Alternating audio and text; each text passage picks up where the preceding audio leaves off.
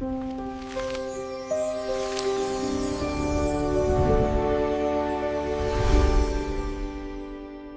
pinched my own arm hard and winced at the sting of it. So this was real. This was an actual game. Which meant destruction and elimination weren't just words. They meant real death. Only a moment ago I'd been hunched over my desk in the middle of an exam, scribbling out answers as fast as I could. How had I ended up here? And why did I have the distinct memory of a notification flashing through my head, telling me my ability awakening had gone through? I pulled up my player panel to check, and all it showed me was one blunt line. Ability, awakening failed. What kind of trash game let an ability awakening simply fail? And if it failed, shouldn't I at least get a second attempt? Why should I suffer for a bug in their broken system? Wasn't this just bullying an honest player? While I sat there dumbfounded, I noticed something else waiting for me, an apartment chat group. On the right side of the window sat a member list, 80 out of 80. On the left, messages were already flooding by at a breakneck pace. What hit me hardest, though, was this: every single one of the 80 names in that list belonged to someone I knew. They were my schoolmates. Half of them had been sitting in the same exam room as me minutes earlier. The other half were the students from Class 2, who'd been testing in the room next door. My classmates were just as stunned as I was. The chat was chaos, people shouting out names like Qin Yuchen, Xiao Likuan, Gao Chang, Lucian, all of us realizing at once that the entire member list was nothing but people we knew. Someone joked that we'd all been kidnapped together, someone else pointed out that no kidnapper on Earth could plant a status panel and chat group directly inside people's heads. Slowly the group pieced it together, both exam rooms, transported together, all at once. Fear gave way, bit by bit, to something almost like relief, because at least the faces around us were familiar ones. Then the real chaos started. Someone announced they'd just conjured a fireball out of nothing. Someone else said they'd thrown a wind blade like it was second nature. Lucian, predictably, announced he'd just relieved himself 3 meters into the air against the wind, which prompted someone to point out that if there was wind, he must already have left his apartment to go exploring. Someone begged the boys to keep it civil since there were girls in the chat too, and someone else apologized to Goddess and told her that next time Lucian said something stupid, she had full permission to use the same method to wake him up. Same old classmates. Same old chaotic energy, dropped into a nightmare. But reading between the jokes, I understood something important: everyone else had successfully awakened an ability. Fireballs, wind blades, these were real powers, and not one person in that chat had mentioned failing. Out of all 80 of us, I was apparently the only one unlucky enough to be handed a broken start. Had the game just shoved me straight into hell mode without so much as an apology? According to the announcement that had played when we arrived, this beginner's apartment held 100 players in total, and 100 survival stones were scattered somewhere inside it. But the rules had made one thing very clear: a survival stone wasn't just a ticket to stay alive. It was the actual currency of the Doomsday Apartment. Which meant one stone would never be enough. The more you held, the better off you were. Even in the rosy, best-case scenario where all 80 of my classmates agreed to be perfectly fair and only take one stone apiece to guarantee everyone's survival, there was still a problem waiting on day 8. 20 veteran players would arrive. And who knew what kind of seasoned, bloodthirsty people those would turn out to be? Would they really sit down and split the leftover stones peacefully with a bunch of newbies? More likely, they'd hunt us down for sport, take our stones, and think nothing of it. Which meant the 8 days before the veterans showed up were exactly the window we had to get strong. And in that critical stretch of time, I had no ability at all. Was I just going to die here, in a beginner's apartment, before the real game even started? The anxiety crept up on me fast, and I lost all interest in following the chat. I pulled my player panel back up and jabbed furiously at the ability section, cursing under my breath: awakening failed, if it failed, then just let me try again already. What kind of garbage bug is this? You think I won't leave a 1-star review and report this whole game? I was only venting. But to my shock, a new notification actually appeared in my mind. Player's ability awakening failure detected. A reawakening has been arranged. Congratulations! You have awakened a compensation ability, Infinite Replication, X. It had actually worked. Threatening a bad review had, somehow, gotten results. But something about that ranking bothered me. Abilities were supposed to run A, B, C, D, maybe SSS at the very top. What in the world was an X? I pulled the player panel up again to read the details. Infinite Replication, X. Effect 1, generates 1 replica per day. Effect 2, can generate an additional replica by paying a certain price. Effect 3, at midnight in-game time, a designated replica can be fused back into the original body. What exactly counted as a certain price for an extra replica? And how strong would these replicas even be? None of it was clear yet. Nervous and curious in equal measure, I went ahead and generated my first replica of the day. Ding! Congratulations! You have successfully created a replica. The moment the notification sounded, something strange happened in my mind. It was as if I suddenly had 2 separate vantage points at once, and in both of them, I could see myself.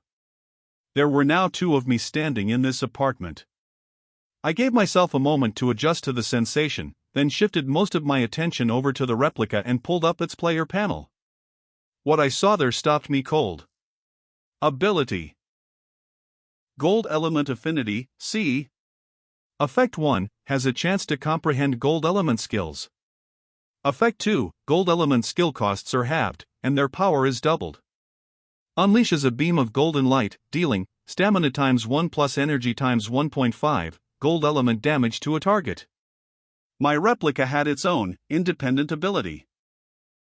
The golden light technique it had already picked up had apparently been auto-comprehended through that gold element affinity trait, the same way my classmates who'd awakened elemental affinities were now spontaneously pulling off elemental skills of their own.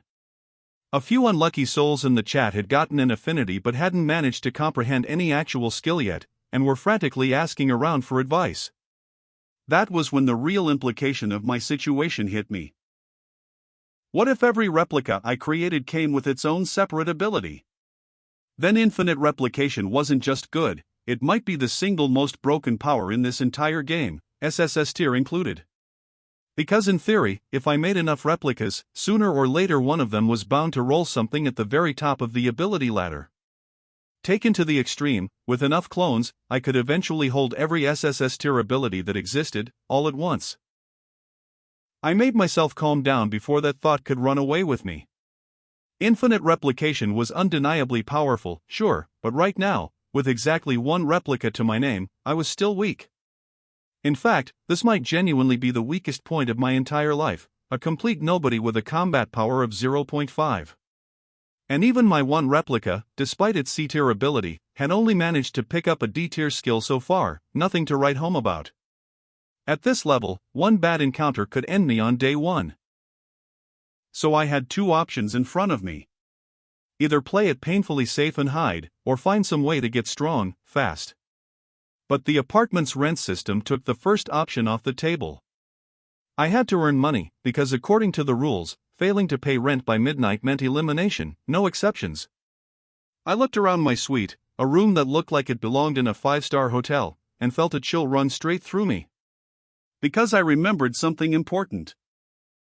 Apartment size determined rent, and different sizes came with wildly different price tags.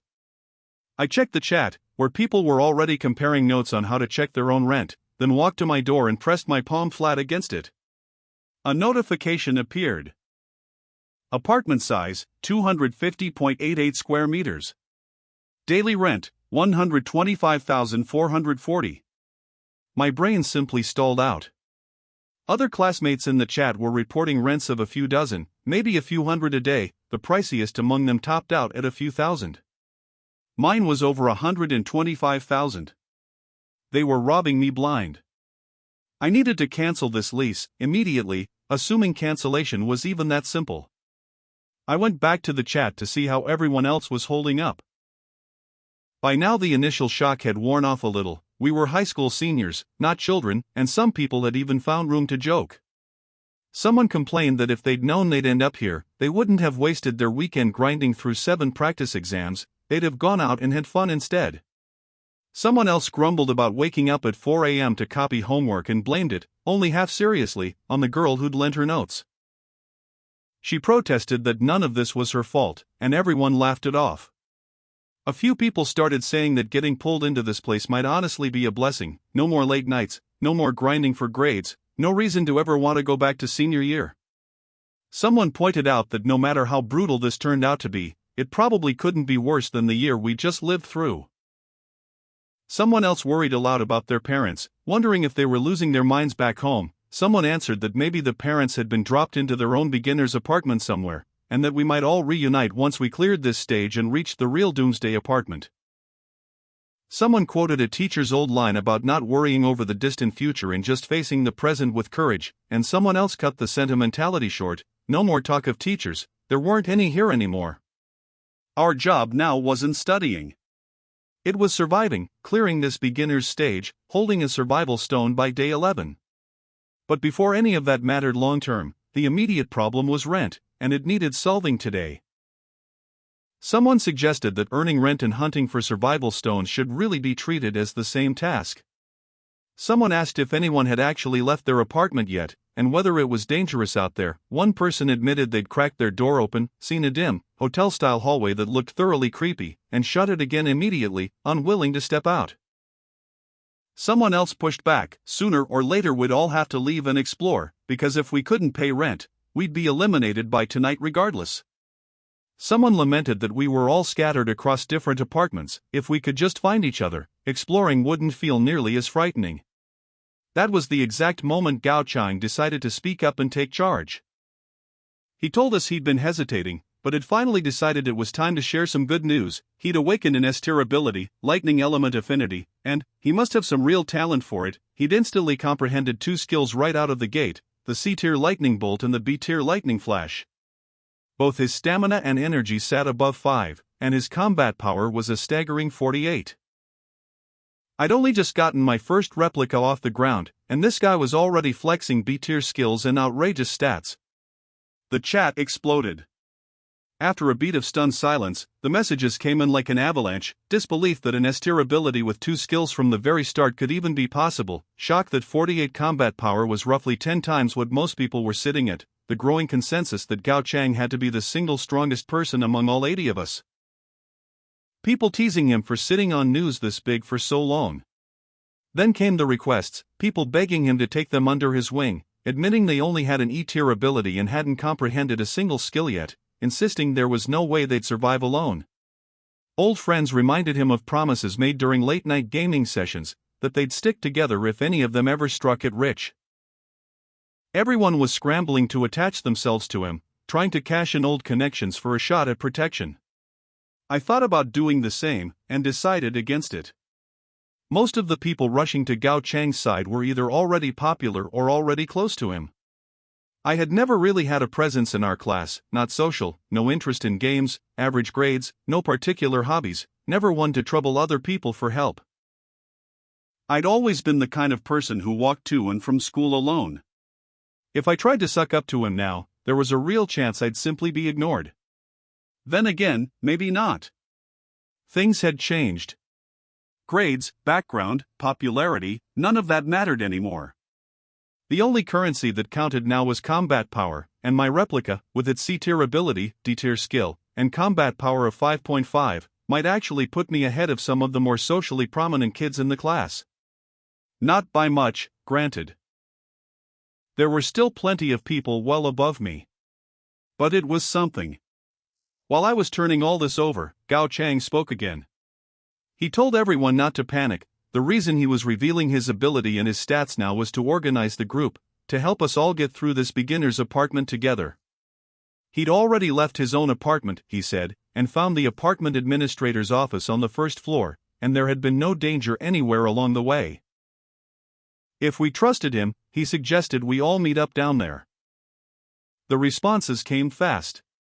Someone whose daily rent was 600 said they'd already been planning to cancel their lease with the administrator anyway, and this was as good a reason as any. Others agreed that sticking together was safer. A few admitted they were still too scared to leave their apartments, worried something might go wrong. Gao Chang reassured them. The hallways were just dimly lit, nothing more, nothing dangerous. Head toward the red light glowing in the corridor, he told them, and you'd find an elevator. Ride it down to the first floor, and the administrator's office would be waiting, along with some special facilities everyone would want to see for themselves. That last detail caught everyone's attention immediately. People wanted to know if those facilities could boost stamina and energy, help with comprehending skills, or better yet, help earn rent, since more than one person admitted they were on the verge of a stress-induced heart attack over the money. But instead of answering, Gao Chang went quiet. After a long pause, someone else's message appeared instead, confirming that Jiang Ye hadn't been lying. They'd made it down safely, met up with him in person, and even seen his player panel with their own eyes. The austere ability and the 48 combat power were completely real. Once that confirmation landed, more messages followed in quick succession, other classmates reporting that they, too, had made it down without incident, that the elevator ride really had been simple and completely safe. Emboldened, the rest of the group started moving as well, one after another announcing they were leaving their apartments and heading for the elevator, someone even warning the others that the chat signal cut out inside the elevator car itself, but not to worry, since the ride was quick and perfectly safe. Just like that, almost the entire group set off together, following Gao Chang's directions down toward the first floor. Meanwhile, my replica stood at the door of my absurdly luxurious apartment, while my main body stayed stretched out comfortably on the couch. Should I send it to join Gao Chang and the others? It didn't really matter either way. I had to leave the apartment regardless, since canceling my lease was priority number one no matter what path I chose. And from what I could see in the chat, if only one or two people had made it down safely, I might have written it off as a possible trap. But with this many classmates confirming safe arrival, one after another, the odds were overwhelmingly good that the route really was safe. Everyone else was risking their actual bodies by walking down there in person. I, on the other hand, would only be risking a replica. Even if something did go wrong, I still had a spare life in reserve. The more I turned it over, the more confident I became that heading for the first floor was the right call. These were my classmates, after all. Sure, a new environment like this would eventually start peeling back the darker sides of human nature in people, but surely nobody was going to start murdering each other on day one. With that thought settled, I had my replica walk into the kitchen, pick up a kitchen knife, and carefully crack open the apartment door. The hallway outside was exactly as dim and unsettling as everyone had described, long, narrow, thick with a quiet kind of dread. I poked my head out and checked both directions. Doors lined the corridor roughly every 3 meters, each stamped with its own room number. I glanced at mine. This apparently wasn't a year designation at all, but room 25 on the 20th floor. Which meant this apartment complex had to be enormous. Once I was sure there was no immediate danger, I stepped my replica out cautiously, glanced both ways, and spotted a faint red glow off in the distance, the elevator Gao Chang had mentioned. Kitchen knife gripped tight, my replica crept toward that red light. Back on the couch, my main body kept half an eye on the chat while turning a new thought over in my head. This complex clearly ran to at least 20 floors, and from what I'd seen, every floor was packed with rooms. But there were only 80 beginner players total. So what filled all those other apartments? Or, more unsettling, what lived in them? That thought was still hanging in my mind when my replica reached the elevator, its dim red glow flickering against the corridor walls. As it stood there waiting for the doors to open, a new system notification rang out in my head.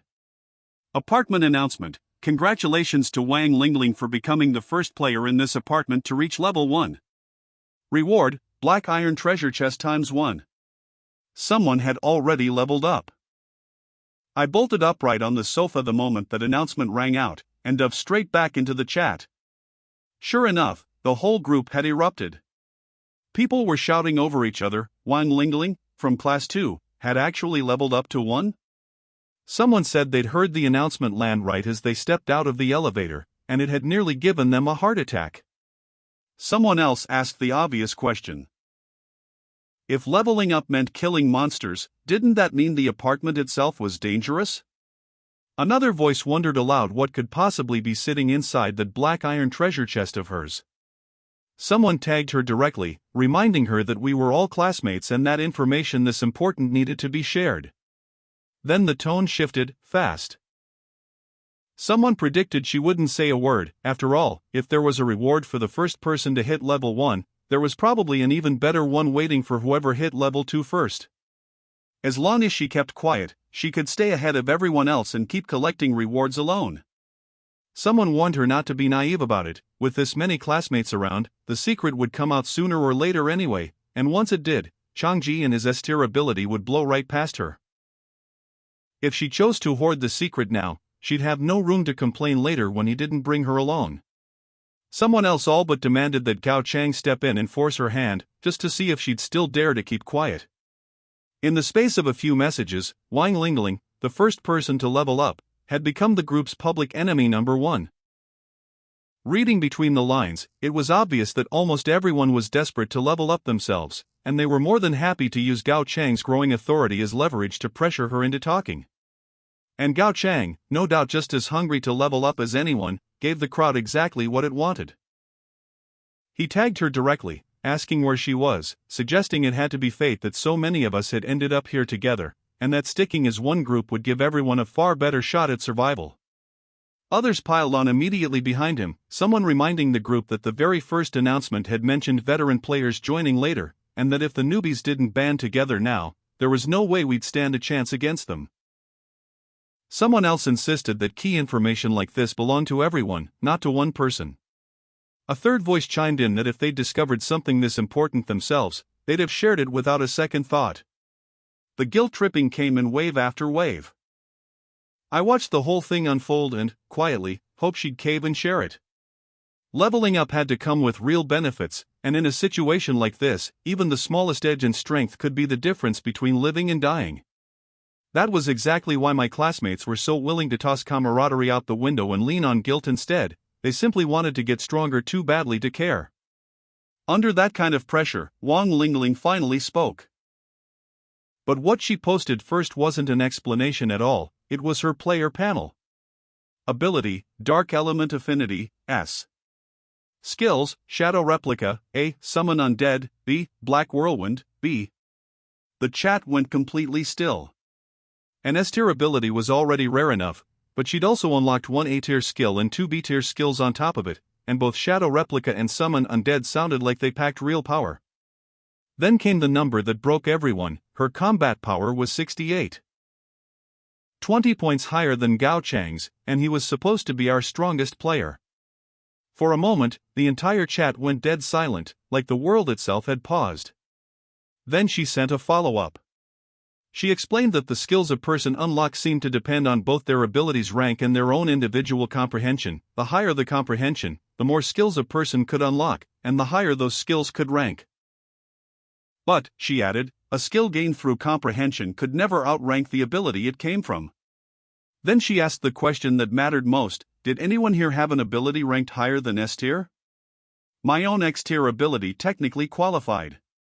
But mine was a growth-type ability, still at its absolute weakest stage, and there was no way I was foolish enough to reveal something like that to the group this early. So I said nothing, and neither, apparently, did anyone else.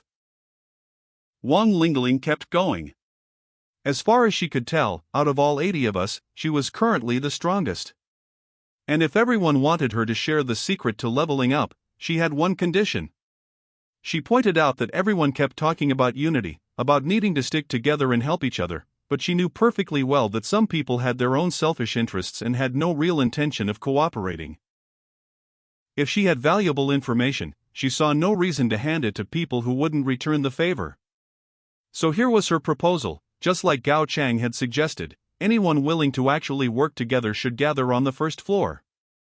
Once everyone was assembled, she'd reveal the leveling secret publicly, for the whole group at once. Anyone who refused to gather, anyone who chose to go it alone, would simply lose the right to that information. The response was immediate. People rushed to agree. Someone said there was nothing wrong with teamwork and that they were already on the first floor, asking when she'd arrive. Someone apologized for misjudging her earlier, now calling her sisterling. Another voice echoed the apology, admitting they hadn't expected her to be this generous. Someone declared that with Sister Ling and Jiang Ye leading the way, our class was bound to make it through the newbie apartment, and someone else added that we couldn't afford to lose to the veterans when they showed up. It was obvious that seeing her player panel had completely reshaped how everyone treated her. If anything, some of them were showing her even more deference than they'd shown Gao Chang. But as I sat with her words, something nagged at me. And sure enough, while my replica waited for the elevator, a new message from her appeared. She told everyone not to start sucking up just yet, because she wasn't finished. When she said unity and cooperation, she meant something specific: everyone gathering together, sharing information, sharing resources, moving and acting as a single unit. In exchange, she promised to guide everyone through the leveling process, help with rent, and make sure every member of the team survived the newbie apartment. But that came with a price: complete transparency. Once the group assembled, everyone would be expected to voluntarily show their player panel to the team. From that point on, any action anyone took had to be reported to her and Gao Chang, and whatever anyone gained from it would be shared across the whole group. That was the moment all pretense dropped away completely. Before, unity had just meant safety in numbers. What Wang Lingling was describing now was something closer to military-style control over every single member. She was clearly worried that someone out there might be sitting on a powerful ability and hiding it, and she wanted total oversight to make sure nothing slipped past her. Predictably, the group's enthusiasm cooled off a notch. Still, a handful of people spoke up right away, saying they were fine with it. As long as Sister Ling and Jiang Ye could lead everyone to survival, they'd do whatever was asked, and showing their player panel was no big deal. One person added a condition of their own, asking, half joking, half serious, whether weaker members would be deliberately handed the dangerous jobs once the team formed. Gao Chang answered that one himself, insisting that of course not. Their group, which he was now calling the Unity and Cooperation Team, existed specifically to help each other, and nobody should overthink it. He pointed out that Sister Ling had already joined them on the first floor, and that everyone gathered there had already agreed to her terms. Anyone who wanted in should come to the gathering point now. But, he added pointedly, anyone who chose to go it alone shouldn't come crawling back for help later, trying to guilt the group with old classmate loyalty once they landed in trouble. That last line did its job. The few students who'd been leaning toward independence suddenly felt the weight of it, and the ones who'd still been on the fence started drifting toward joining after all. Around the same time, my replica finally reached the elevator. With a soft ding, the door slid open, revealing a narrow, column-like space inside. Nothing unusual about it at first glance, except for the dim red glow that lit the interior. I hesitated for a second before stepping the replica inside. I had no intention of actually joining that so-called Unity and Cooperation Team in spirit, not in the sense of letting anyone control me. Organizations like that always ended up serving whoever was on top. Everyone else became expendable labor, and when it mattered, the weakest members would be the first ones thrown out as cannon fodder without a second thought. I'd never been the social type to begin with. I was built to move quietly, alone, in the margins. And now that Wang Lingling and Gao Chang had openly declared their team, anyone who refused to join would probably end up targeted or excluded outright. Only the genuinely strong could afford to stay lone wolves. For someone weak, going solo could be even more dangerous than joining up, and right now, I was weak. Still, given the specific nature of my ability, joining the team wasn't necessarily a bad move, at least for the short term. I wasn't like everyone else here. I gained an extra replica every single day, and the me that joined the team would only ever be one replica among many. My real body, and every other clone I made, would stay completely free of any obligation. For everybody else, signing up meant capping their own growth under someone else's rules. For me, as long as I stayed alive, I'd keep getting stronger regardless of what any one replica agreed to. Besides, there's an old saying, the best hiding place is right out in the open. If I refused to join at all, I'd draw Wang Lingling and Gao Chang's attention immediately. But if I joined using an unremarkable C-tier replica, I'd just blend into the crowd as another average member nobody bothered to watch closely. That gave me a good shot at coasting safely through the first couple of days. By the time the elevator reached the first floor, I'd already made up my mind.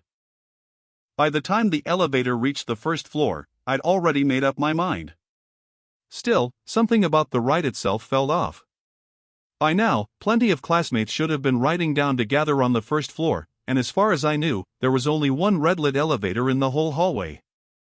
And yet, during the entire descent from the 20th floor to the first, I never crossed paths with anyone else inside it. Not once did it stop along the way. There was something strange about that elevator. I filed the thought away. Nothing had actually gone wrong during the ride, at least. The moment I stepped out, a startled voice called out from just ahead. "Jiang Ye!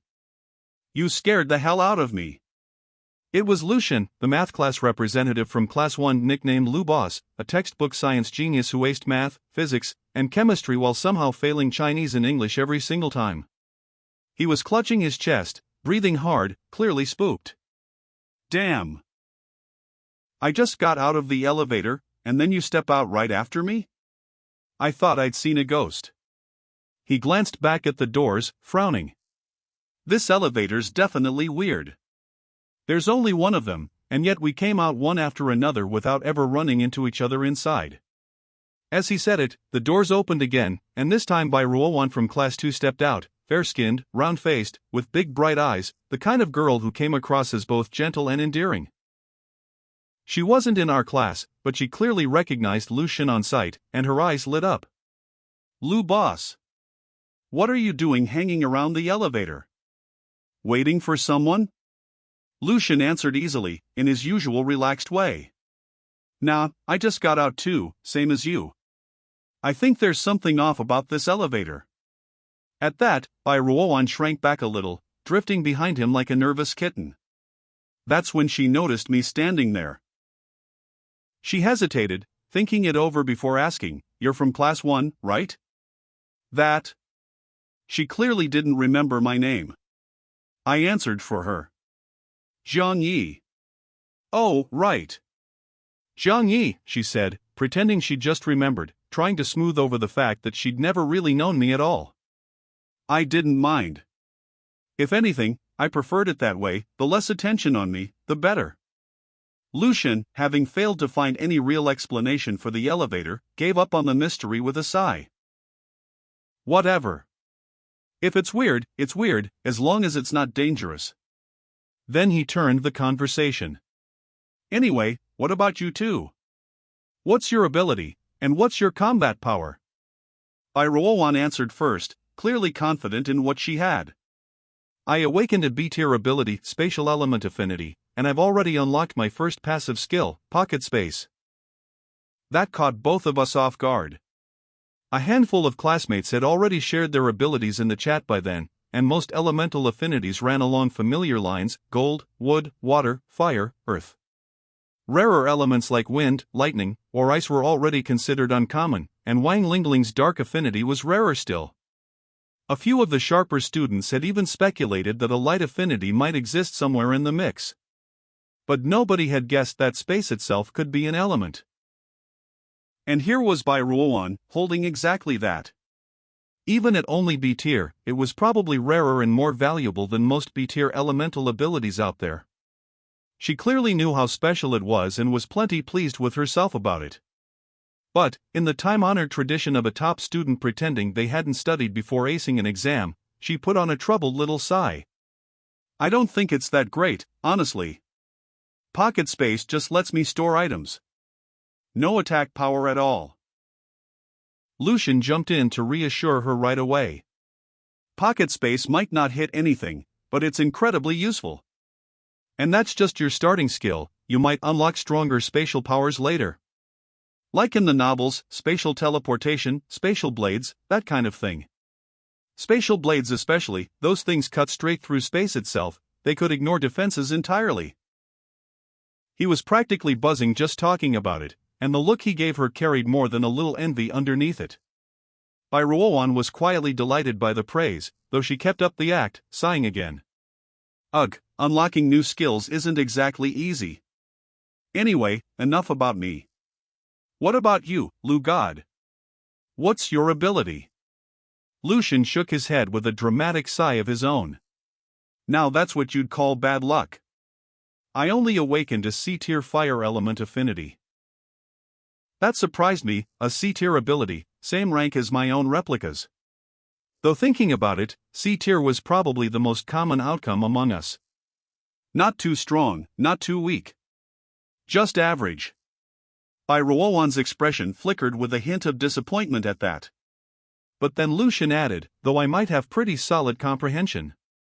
Even with just a C tier ability, I managed to unlock a C tier skill, Rain of Fire, and a D tier 1, Explosive Fireball. That stopped both of us cold. Based on everything shared in the chat so far, most people's skills landed 1 or 2 tiers below their ability's rank, and plenty of people hadn't unlocked any skill at all despite having an ability. Even the two so-called top players, Gao Chang and Wang Lingling, hadn't managed to awaken an S-tier skill to match their S-tier abilities. Yet here was Lucian, C-tier ability and all, holding both a C-tier and a D-tier skill. That could only mean one thing: his comprehension had to be exceptionally high. If he ever found a way to raise his ability's rank, his ceiling could be enormous. And going purely by his skills, his starting combat power was probably on par with someone carrying a B-tier, maybe even an A-tier, ability. Realizing this, Bai Ruowan's tone shifted immediately, all traces of looking down on him gone. Lu Boss really does live up to the name. Your comprehension is way above average. If you ever get the chance to raise your ability's rank, you'll be unstoppable. Lucian sighed theatrically. That's exactly why I say I'm unlucky. My comprehension's solid, but my ability rank is just too low. Then he turned the question my way. Anyway, enough about me, what about you, Jiang Ye? What did you awaken? I've never been one to volunteer information unless someone asks directly. Since they had, I answered plainly, without changing my expression. I awakened a C-tier ability, Gold Element Affinity. My starting skill is D-tier, Golden Light Technique. Lucian double-checked. Only one skill? Just a D-tier Golden Light Technique? He sighed. Yeah, that tracks. Most people with C-tier abilities usually end up with a D-tier or E-tier skill. Then, seeming to realize how that might sound, he backpedaled quickly. Jiang Ye, I don't mean your ability's bad or anything. I was just, making an observation based on the trend. Having me there as a normal C-tier baseline only made him feel more confident about how exceptional his own comprehension really was. Still, he couldn't resist one last lament. What a shame it was that he hadn't awakened an S-tier ability instead. If he had, he might have comprehended an S-tier skill outright, and then neither Gao Chang nor Wang Lingling would even be relevant anymore. What a waste, what a waste. He kept quietly mourning his own bad luck as we walked. While my replica traded small talk with Lucian and Bai Ruowan, my actual body back in the apartment wasn't idle either. I'd gotten up off the sofa to inspect the full 250 square meter space I'd been assigned, mainly checking for hidden cameras. The last thing I needed was for the apartment administrator to somehow notice my ability to spawn replicas. I didn't find any cameras. I found something else instead. Inside the glass display case in the walk-in closet sat a dimly glowing bronze chest. At first glance I nearly wrote it off as a decorative box. The bronze finish looked completely out of place against the rest of the room's luxury. That mismatch was what made me look twice. When I pulled it out, I realized exactly what it was: a bronze treasure chest. Wang Lingling's reward for being the very first to hit level 1 had only been a black iron chest. And here I was, casually finding a bronze one sitting in my own closet. My first instinct was that it might be a trap. Just to be safe, I grabbed a clothes-drying rod, ducked behind the kitchen island for cover, and triggered the chest from a distance. It opened with a soft chime, no danger at all. Inside sat a plain black mask.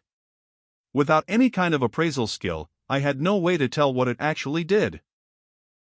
Meanwhile, my replica had followed Lucian and Bai Ruowan down to the first floor gathering point. The ground floor had no residential units at all. Instead, it opened into something that looked like a hotel lobby, a huge open space where the assembled students were gathering. Near the entrance sat a reception desk, and behind it, a cold-faced middle-aged man who was almost certainly the apartment administrator everyone had been talking about. A large crowd, led by Wang Lingling and Gao Chang, had clustered around the desk, apparently in the middle of negotiating something with him. Before my replica and the other two could get anywhere near the front desk, a student from Class 2 named Yu Ziyu stopped us. He introduced himself as the record keeper Wang Lingling had personally appointed, tasked with logging the player panels and apartment numbers of anyone joining the Unity and Cooperation team. Lucian, being the popular, easygoing type, had no trouble at all getting along with him. After agreeing to have his information logged, he asked casually whether we could see the records ourselves. Yu Ziyu nodded without hesitation. Sister Ling and Jiang Ye made it clear, our whole team runs on shared information and shared resources. So yeah, the records are open for anyone to look at. Maybe because Lucian and Bai Ruowan's player panels were impressive enough to earn some enthusiasm, he even gave us an unprompted rundown. So far I've logged over 30 students. Most of them have C-tier or D-tier abilities, around 20 or so total, and quite a few of those didn't unlock any skill at all. As for E-tier and F-tier, there are 3 of them, none with a skill either, pretty much useless. Compared to that, you two are actually doing pretty well, since you both picked up decent skills at least. Especially you, Lu Boss, a C-tier skill puts you at the top of everyone with a C-tier ability. Honestly, in these early stages, you might even be stronger than some of the B-tier ability holders. He went on. Right now, out of the 30+ members in our group, you'd probably rank in the top 5. It was clear he genuinely rated Lucian highly. I found myself a little surprised, too, top 5, out of everyone recorded so far? If that held up, then my own C-tier ability with its single D-tier skill might actually sit above average as well. Lucian looked surprised himself. Scanning through the records, he noticed something quickly. Among the 30+ students logged, only one had an A-tier ability, and even that person had unlocked just a single C-tier skill. As for B-tier abilities, setting Bai Ruowan aside, there were only 5, and 4 of those 5 had nothing better than a D-tier skill between them. Only one had managed a C-tier skill. Judging purely by comprehension and skill level, Lucian genuinely did land in the top 5. Realizing this, whatever frustration he'd been carrying about his low ability rank evaporated instantly. So what if his ability was only C-tier? His comprehension put him ahead of plenty of people technically ranked above him. Still, he couldn't help but sigh. Looking at all this, our Unity and Cooperation team is actually kind of weak. The veterans show up in 8 days, are we really going to be able to handle that? Yu Ziyu sighed along with him. Ugh, let's worry about that when it actually happens. Besides, we've only got 30+ people right now. If more join later, maybe we'll pick up some real heavy hitters. While the two of them talked, I quietly scanned through the rest of the records myself. Most of the 30-odd students fell into either elemental affinity or enhancement type abilities. The elemental ones mostly split across gold, wood, water, fire, and earth, each with its matching skill set. The enhancement types included things like stamina enhancement and energy enhancement, straightforward stat boosts. A few outliers stood out. One student had vision enhancement, paired with a detection skill. Another had hearing enhancement but hadn't unlocked anything yet. A third had sound enhancement, which came with an actual sonic attack. There was also combat mastery, which seemed to boost combat performance directly and came bundled with a skill called Desperate Strike. The strangest one by far belonged to Xiao Likuan, comprehension enhancement.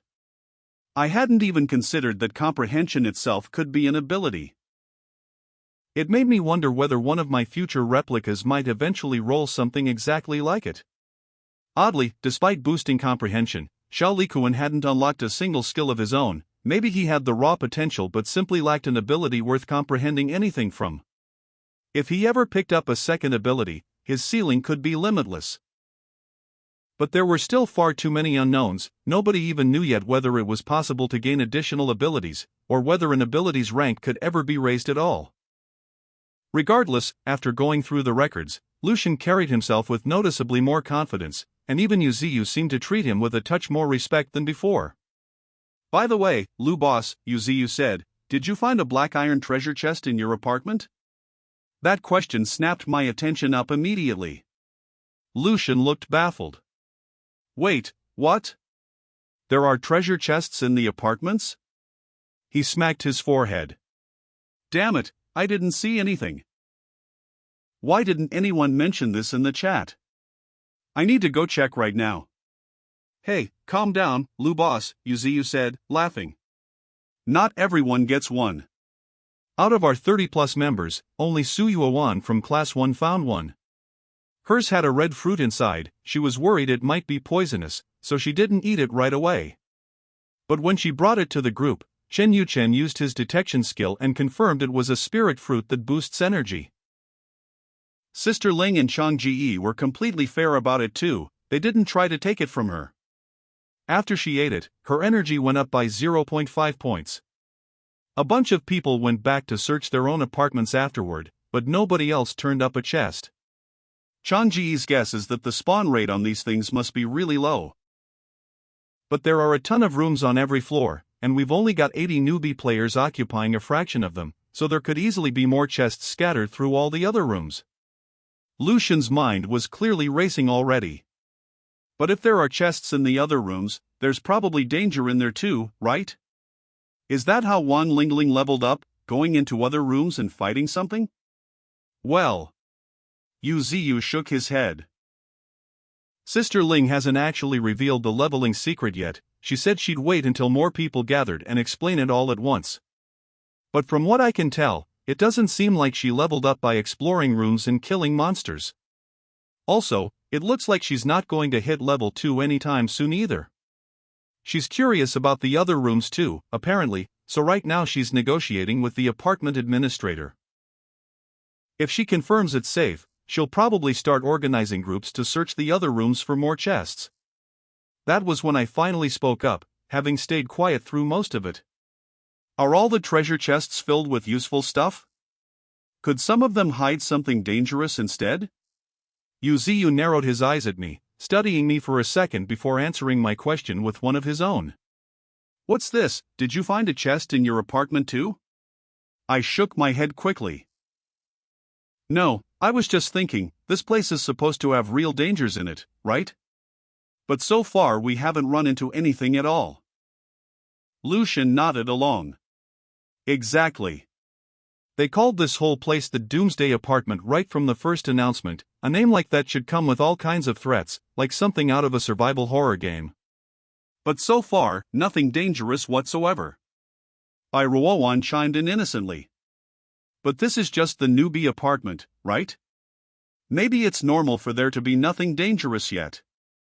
Yuziu nodded in agreement. That's what I figure too. Besides, we're not exactly safe either. Didn't the announcement say failing to pay rent gets you erased? He turned back to me. Jiang Ye, your room number's 2025, right? That puts you on the 20th floor? Yeah, I said. That's the highest floor I've logged so far. How much is your daily rent? I paused for a moment before answering, keeping my voice level as I gave him the number. The second it left my mouth, Yuziu, Bai Ruowan, and Lucian all froze. That expensive? Bai Ruowan blurted.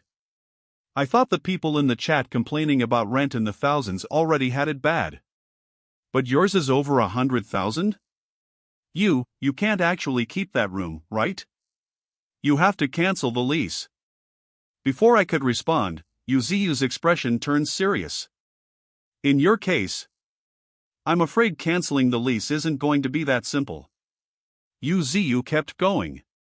Some classmates already asked the apartment administrator about canceling a lease. Here's the rule: cancel in the morning, you pay 50% of the rent as a penalty. Cancel in the afternoon, it jumps to 80%. After 10 p.m., the option closes entirely, so you'd be on the hook for the full 100%. He did the math out loud. With your rent, even saving up half of it in the morning is basically impossible. That's 60,000. Drag it into the afternoon and the penalty's 100,000. 100,000. Your rent alone is bigger than the combined rent of the other 79 of us put together. He trailed off, clearly wanting to say something else, his expression tangled up. Both Lucian and Bai Ruowan could tell exactly what he was leaving unsaid. Bai Ruowan, soft-hearted as she was, had the instinct to suggest that the mutual aid group pooled together enough to cover my penalty. But she caught herself before the words came out. She was kind, but she wasn't naive enough to play the saint in a place like this. 60,000, or 100,000, that wasn't pocket change for anyone. Yuziyu had already laid it out plainly, my rent alone outweighed everyone else's combined. Helping me would mean every single member paying a real price. We were classmates, not family. The mutual aid group was built on helping each other, not on charity. And on top of all that, my ability and skills weren't anything special, and I wasn't exactly popular to begin with. Ruoan knew most of the students from both classes reasonably well, and she'd barely remembered my name. In a situation like this, there was little chance anyone would step up for me. So she stayed quiet, pretending not to have caught what Yuziyu hadn't said. Lucian felt the same way. It wasn't that he didn't want to help, my rent was just absurd. Hearing all this made me anxious, worried I might not even survive the first day over unpaid rent. But my replica stayed composed. After a moment's thought, it offered an idea out loud. I remember the system mentioned survival stones can be exchanged for game currency. If I can find one, that should be enough to cover this rent, ridiculous as it is. Yuziyu frowned. But the system also said there are 100 players and 100 survival stones. Whoever doesn't have one by the end gets eliminated. If you trade a stone for currency, that's one less stone in circulation, somebody else dies because of it at the end. I stayed calm and reasoned it through out loud. But if I get eliminated today just for not paying rent, doesn't that free up a stone anyway? If I can't even make it past day one, why would I worry about how the game ends? Yuziyu hesitated, then let it go. Anyway, we haven't found a single stone yet. Your plan only works if we actually turn one up today. Even so, I had a feeling that even if the group did find a stone, they wouldn't hand it over to cover my rent. I'd have to find my own way through this. Even so, I had a feeling that even if the group did find a stone, they wouldn't hand it over to cover my rent. I'd have to find my own way through this. Back in my actual apartment, my real body finally put the black mask on. I'd originally meant to stay under the radar as long as possible, but the rent problem was now a blade hanging over my head, and it was forcing me to take risks just to survive. Fortunately, nothing dangerous happened when I put it on. Instead, warmth spread through my body, and I felt distinctly stronger.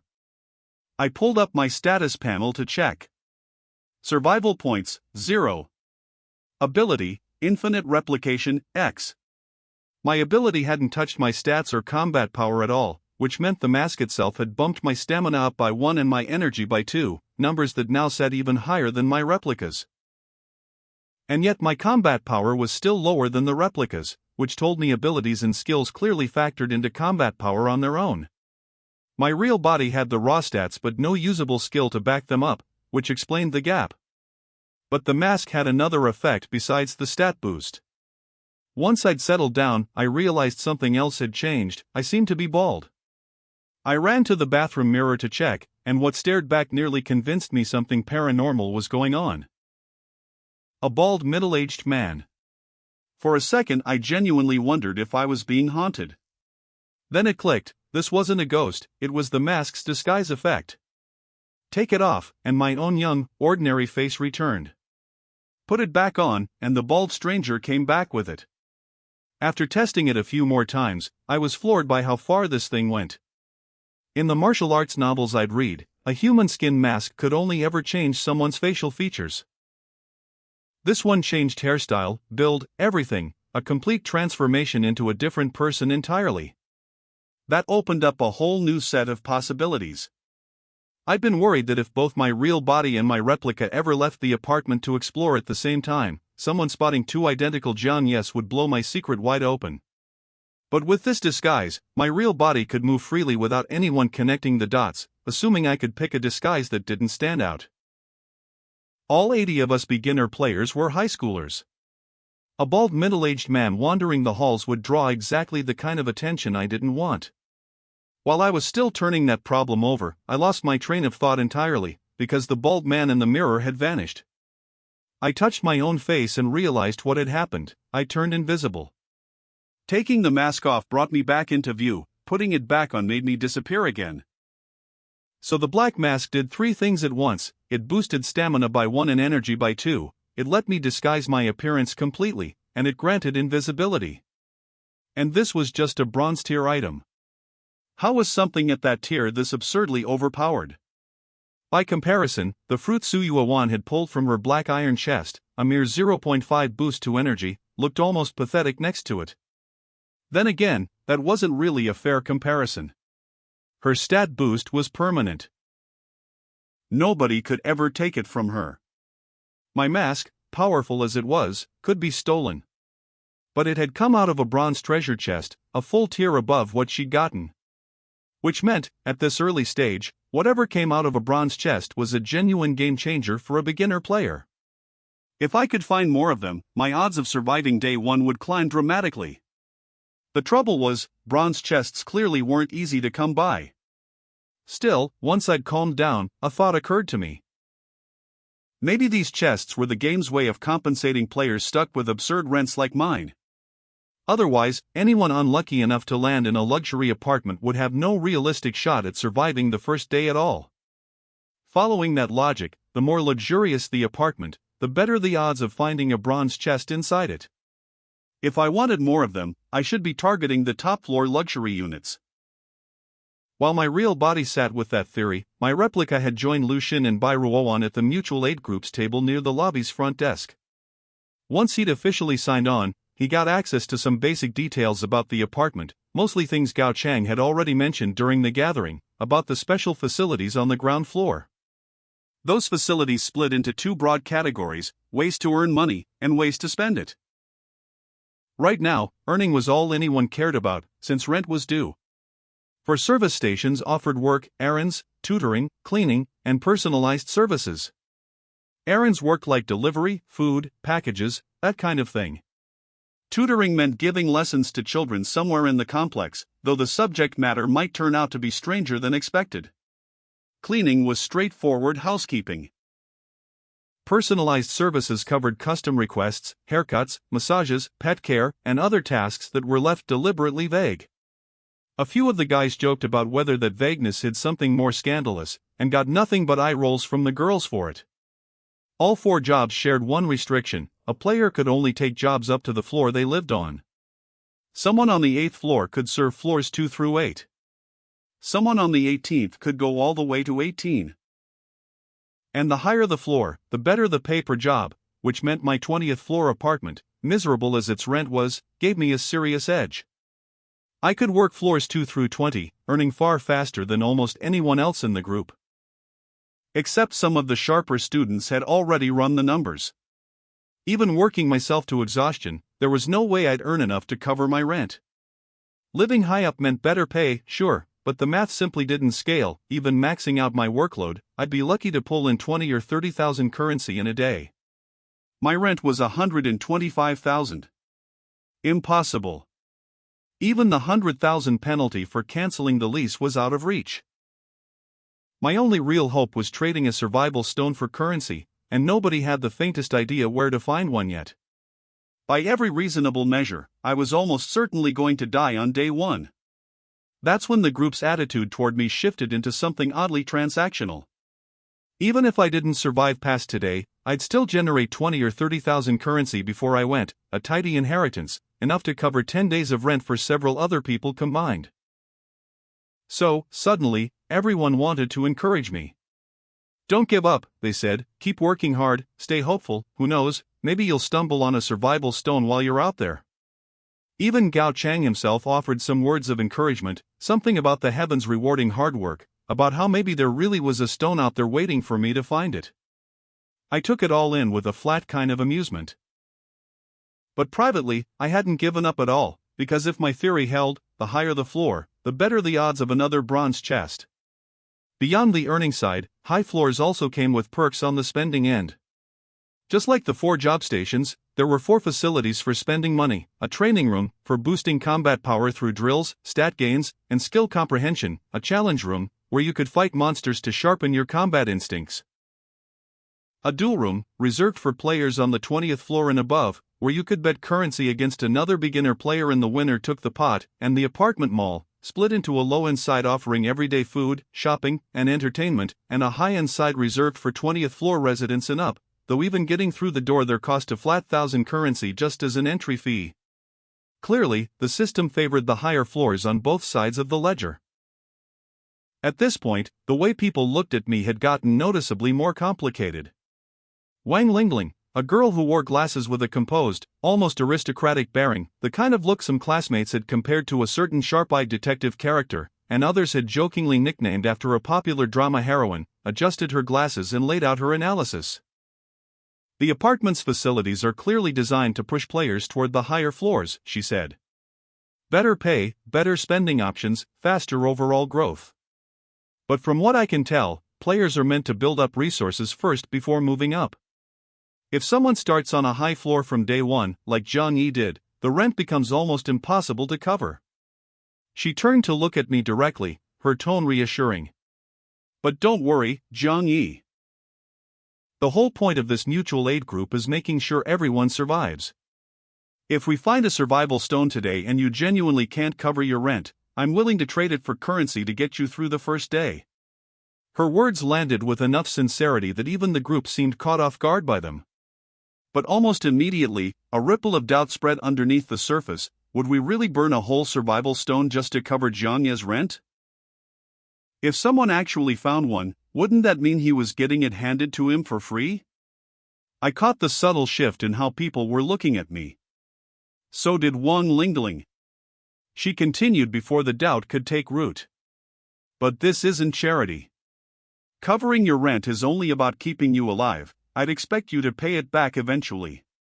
And if our group ends up with 79 stones but can't find the 80th, then you're the one who goes without. I need you to understand that clearly. Of course, if we ever get the chance to take stones off the veteran players later, we'll absolutely factor you in. Our goal is for everyone in this group to make it out, so we're not giving up on you easily. It was an honest, persuasive little speech. But I wasn't moved in the slightest. If anything, I found myself quietly impressed by just how skilled her manipulation was. First, she'd reassured her strongest laborer, me, to keep grinding all day, guaranteeing a massive inheritance before my presumably inevitable death. Second, she'd used the moment to win the group over completely.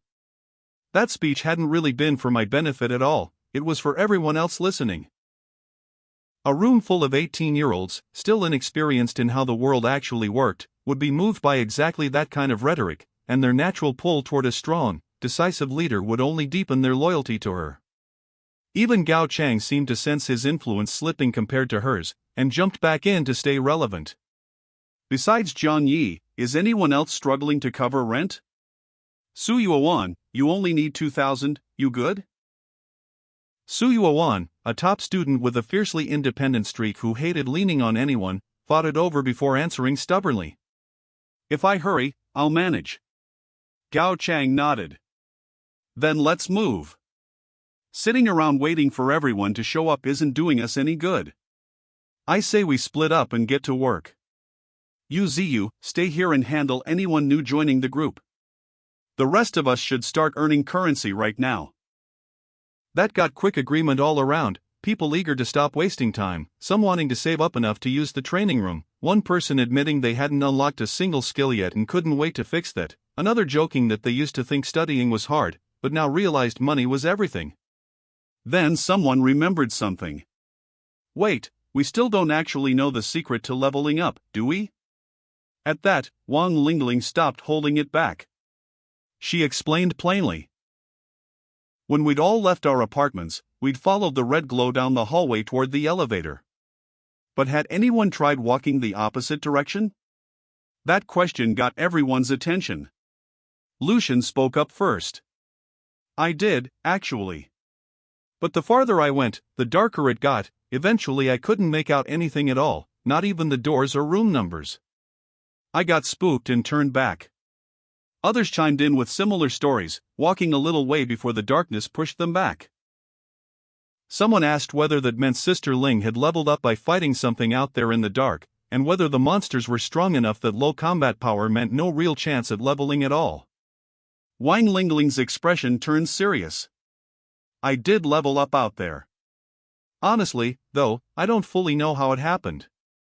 Like Lucian, I walked partway in and turned back because of the dark. The one difference is I have an S-tier skill, Shadow Replica.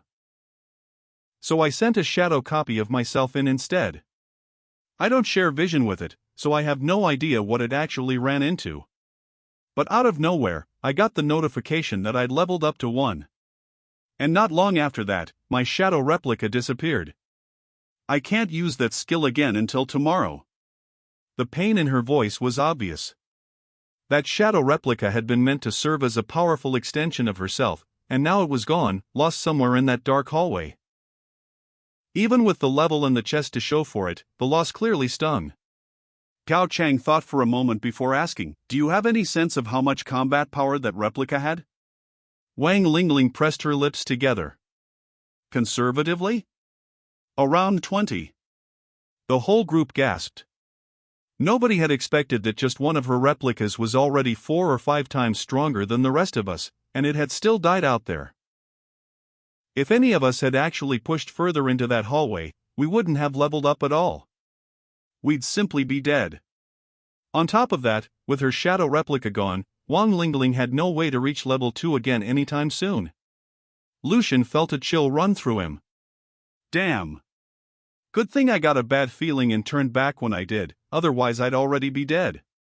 Almost the instant he said it, a sharp scream tore through the crowd. Everyone spun toward Ding Dang from Class 2. His face had gone completely pale, his eyes wide with fear. Someone snapped at him for screaming out of nowhere, asking if he was trying to summon a ghost. He could barely get the words out. Check the chat group. There's nothing shocking in the messages, someone said. Not the messages, the member list. Look. It used to say 80 out of 80. Now it says 78 out of 80. A beat of confused silence, then someone worked it out loud. That meant 2 people were gone. Someone else spelled it out bluntly, gone meant dead. 2 of our classmates had actually died. Disbelief rippled through the group before someone confirmed the names, Fan Yuhang and Chen Yuan, both from Class 2. The immediate assumption was that they must have wandered into the dark hallway on the opposite side and run into something out there. A few people begged everyone to stop talking about it, the thought alone too unsettling to sit with. Someone admitted that if they'd seen the member count drop by 2 while alone in their own apartment, they'd have been too terrified to ever step outside. Thank God for the mutual aid group. Then someone raised the obvious follow-up, what if we ran into danger doing the jobs we needed for rent? That question popped whatever high spirits had built up moments earlier. Just as Gao Chang and Wang Lingling stepped in to try to settle everyone down, I found myself turning over a theory of my own. Back when I'd first heard about Wang Lingling leveling up, a suspicion had already crossed my mind, that leveling up might require killing. Now that it was confirmed she hadn't killed anyone herself, a colder possibility took its place. Maybe Fan Yuhang and Chen Yuan hadn't died to some monster in the dark at all. Maybe they'd died at the hands of another classmate. If Wang Lingling had figured out that killing led to leveling up, there was no reason to assume she was the only one who'd made that connection. Anyone who'd skipped the meeting and puzzled it out on their own might already be acting on it. It was only a theory, but it sat uneasily with me. A slightly heavy-set girl, her eyes red and brimming with tears, spoke up in a broken voice. Maybe Fan Yuhang had an accident wandering the hallway, but Chen Yuan was my best friend. She was so timid, I can't picture her bravely exploring like Sister Ling or Lucian did. Lucian's expression darkened instantly. He reasoned it through out loud, serious now. As long as you don't go too deep into that hallway, there shouldn't be any immediate danger. A timid girl like Chen Yuan wouldn't have voluntarily gone exploring in there. So logically, the hallway probably isn't what killed her. Wang Lingling caught the implication immediately. Lucian nodded grimly. Not just her, Fan Yuhang too. They both dropped off the member list at almost exactly the same time. My guess is they ran into one or more classmates on their way to the meeting. Because they were familiar faces, they let their guard down, and then... He didn't finish the sentence. He didn't need to. Everyone understood exactly what he meant. Shock and disbelief spread across the group. Several people refused outright to accept it. We were all classmates, people who'd never so much as hurt an animal. There was no way anyone here could actually kill someone. 2 people, no less, that was too far-fetched. Someone insisted they must have died together to some monster while walking side by side. Lucian wasn't buying the pushback for a second. Do none of you watch the news? High schoolers have killed people before, buried people alive, even. Forget high schoolers, kids in middle school and elementary school have done it too. Put enough people in one place, and there's always a few psychos hiding somewhere in the mix. It already happens out in the real world. In here, everything just gets magnified. You're being way too naive. Instead of calling this malicious speculation, maybe it's time to actually wake up. Just as his frustration started boiling over, Wang Lingling reached out and pulled him back. Then she addressed the group herself, calm and measured. Lucian's reasoning holds up, and I understand why some of you don't want to believe it. But there's an old saying, don't harm others, but don't let yourself be harmed either. I hope nobody in this mutual aid group ever resorts to killing. But I also hope everyone stays alert and doesn't trust too easily, just in case. My suggestion, if anyone ever gets attacked by a classmate, post their name in the chat immediately. That way, even if something happens to you, the group can make sure it doesn't go unanswered. That statement won the group's trust all over again. Gao Chang, sensing how far her standing had outpaced his, jumped back in quickly. I think Sister Ling's right. How about she and I go check on Fan Yuhang and Chen Yuan ourselves? If we can find their bodies, we might be able to tell whether it was a classmate or a monster. Wang Lingling shook her head calmly. Our movement's limited to our own floor range. If they died somewhere above us, we can't even reach the bodies. Rather than waste time hunting for corpses, we're better off having everyone stay alert while they work. If someone happens across the bodies, we can figure out the cause of death then. Her logic held up, and the group nodded along. Gao Chang looked faintly embarrassed. He'd been about to suggest sending me to investigate instead, since I had access to the higher floors, but before he could get the words out, Wang Lingling cut ahead of him. Jiang Ye could investigate, she said, but his time is better spent earning money, that way he actually generates value for the group. Besides, we've wasted enough time already. Everyone needs to get to work. Today's rent is still the top priority. That landed squarely on the issue everyone actually cared about, and heads nodded all around. Only Gao Chang looked openly frustrated, clearly irritated that Wang Lingling kept eclipsing him at every turn, especially given that she was, in his mind, just a girl. He'd been the one who organized this meeting in the first place, and now she was the one running the show. The tension between the group's two strongest players was impossible to miss. Not that it mattered to me either way. My replica finally had its chance to act. Out of the 4 job options on offer, I chose cleaning.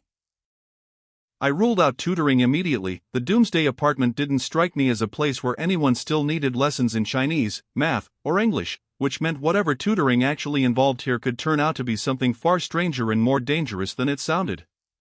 Not a risk I wanted to take. Personalized services carried too much uncertainty for my taste. Errands broke down into scattered one-off deliveries. Sure, high-floor drop-offs paid better, but I'd still get stuck with plenty of low-paying runs to lower floors, wasting time. Worse, errands only required leaving packages at the door. It wouldn't get me inside anyone's apartment. Cleaning would. And getting inside luxury units, floor by floor, was exactly what I needed if I wanted to keep hunting for more bronze treasure chests. Earning money while also gaining entry to high-end apartments, that was close to perfect for my situation. Sure, cleaning jobs might carry their own risks, but I didn't have the luxury of overthinking it. I needed to pick something and start earning. Most of the other students went with errands instead. The deaths of 2 classmates were still hanging over everyone, and the instinct to avoid direct contact with strangers in other apartments was strong. A job that only required leaving something at the door felt a lot safer by comparison. Soon enough, everyone had their work ID badges from the 4 service stations and scattered off to start earning. I looked mine over and found that each job type came with its own ranking system. Errand runners, for instance, climbed rank by completing more deliveries, and higher rank meant better pay per job, with customer reviews nudging that progress up or down. Since every job track had its own separate ladder, the smartest approach was clearly to commit to one job and grind the rankings up rather than splitting effort across several, basically a career path, complete with levels and promotions. Which meant, thinking it through, that infinite replication gave me an enormous edge here. Everyone else could only work one job, one shift, at a time. I could field an entire workforce of replicas and simply outwork all of them combined. The more replicas I built up, the faster my earnings would compound. With 2 classmates already dead, and my absurd rent still looming over me like a countdown, the unease wouldn't let up. I wanted a second and a third replica, and I wanted them as soon as possible. The only thing standing in my way was one unanswered question: what exactly was the price I'd have to pay to make more? If only I could get my hands on a survival stone soon. That thing had to be valuable enough to matter, maybe even valuable enough to buy myself an extra replica. But something that precious wasn't going to be easy to find. I had a suspicion, though. Since both the work system and the spending system drew such a clear line between floors above and below the 20th, it stood to reason that the real survival stones were mostly concentrated somewhere above that line. Standing there with my work badge in hand, impatience got the better of me for a second. I wanted to grab a high-floor cleaning job on the spot. More pay, better odds of stumbling on a treasure chest, maybe even a survival stone. It was tempting. Almost too tempting. The moment the badge flashed, confirmed task acceptance, I caught myself. I've always been the type to notice patterns rather than announce myself. Growing up, my mother had died young, and my father was gone most of the time chasing work, so I'd spent most of my childhood shuffled between relatives, living under other people's roofs. That kind of upbringing makes you sensitive in ways other people never have to be. I may not be especially clever, but I'd learned one thing early: when something looks irresistibly good on the surface, there's usually danger lurking underneath it. The 20th floor task wasn't just paying well, it was dangling bronze chests and survival stones in front of me too. Which almost certainly meant its danger sat far above anything on the lower floors. So should I back off and take something safer? Except if I didn't earn enough for rent today, I'd die anyway.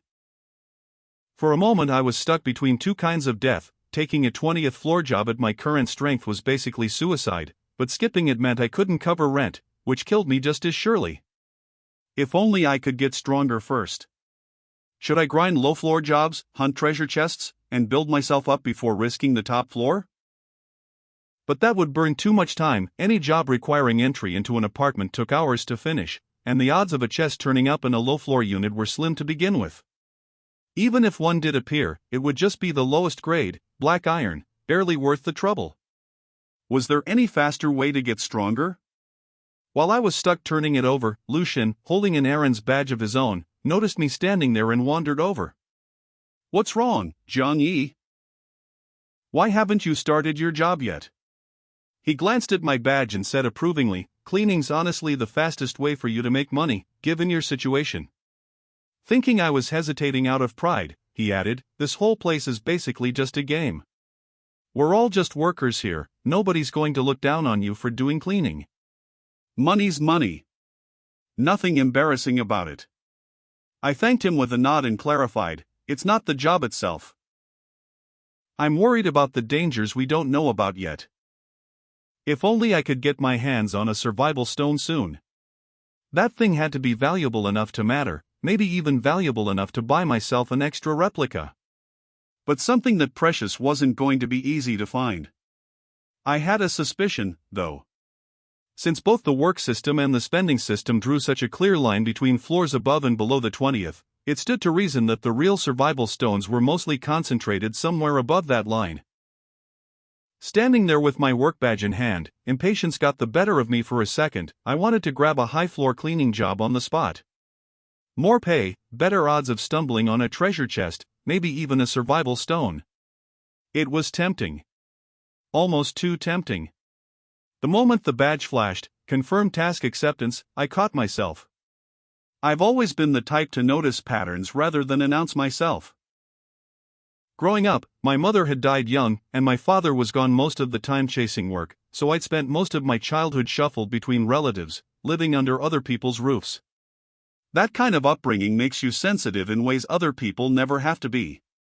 I may not be especially clever, but I'd learned one thing early: when something looks irresistibly good on the surface, there's usually danger lurking underneath it.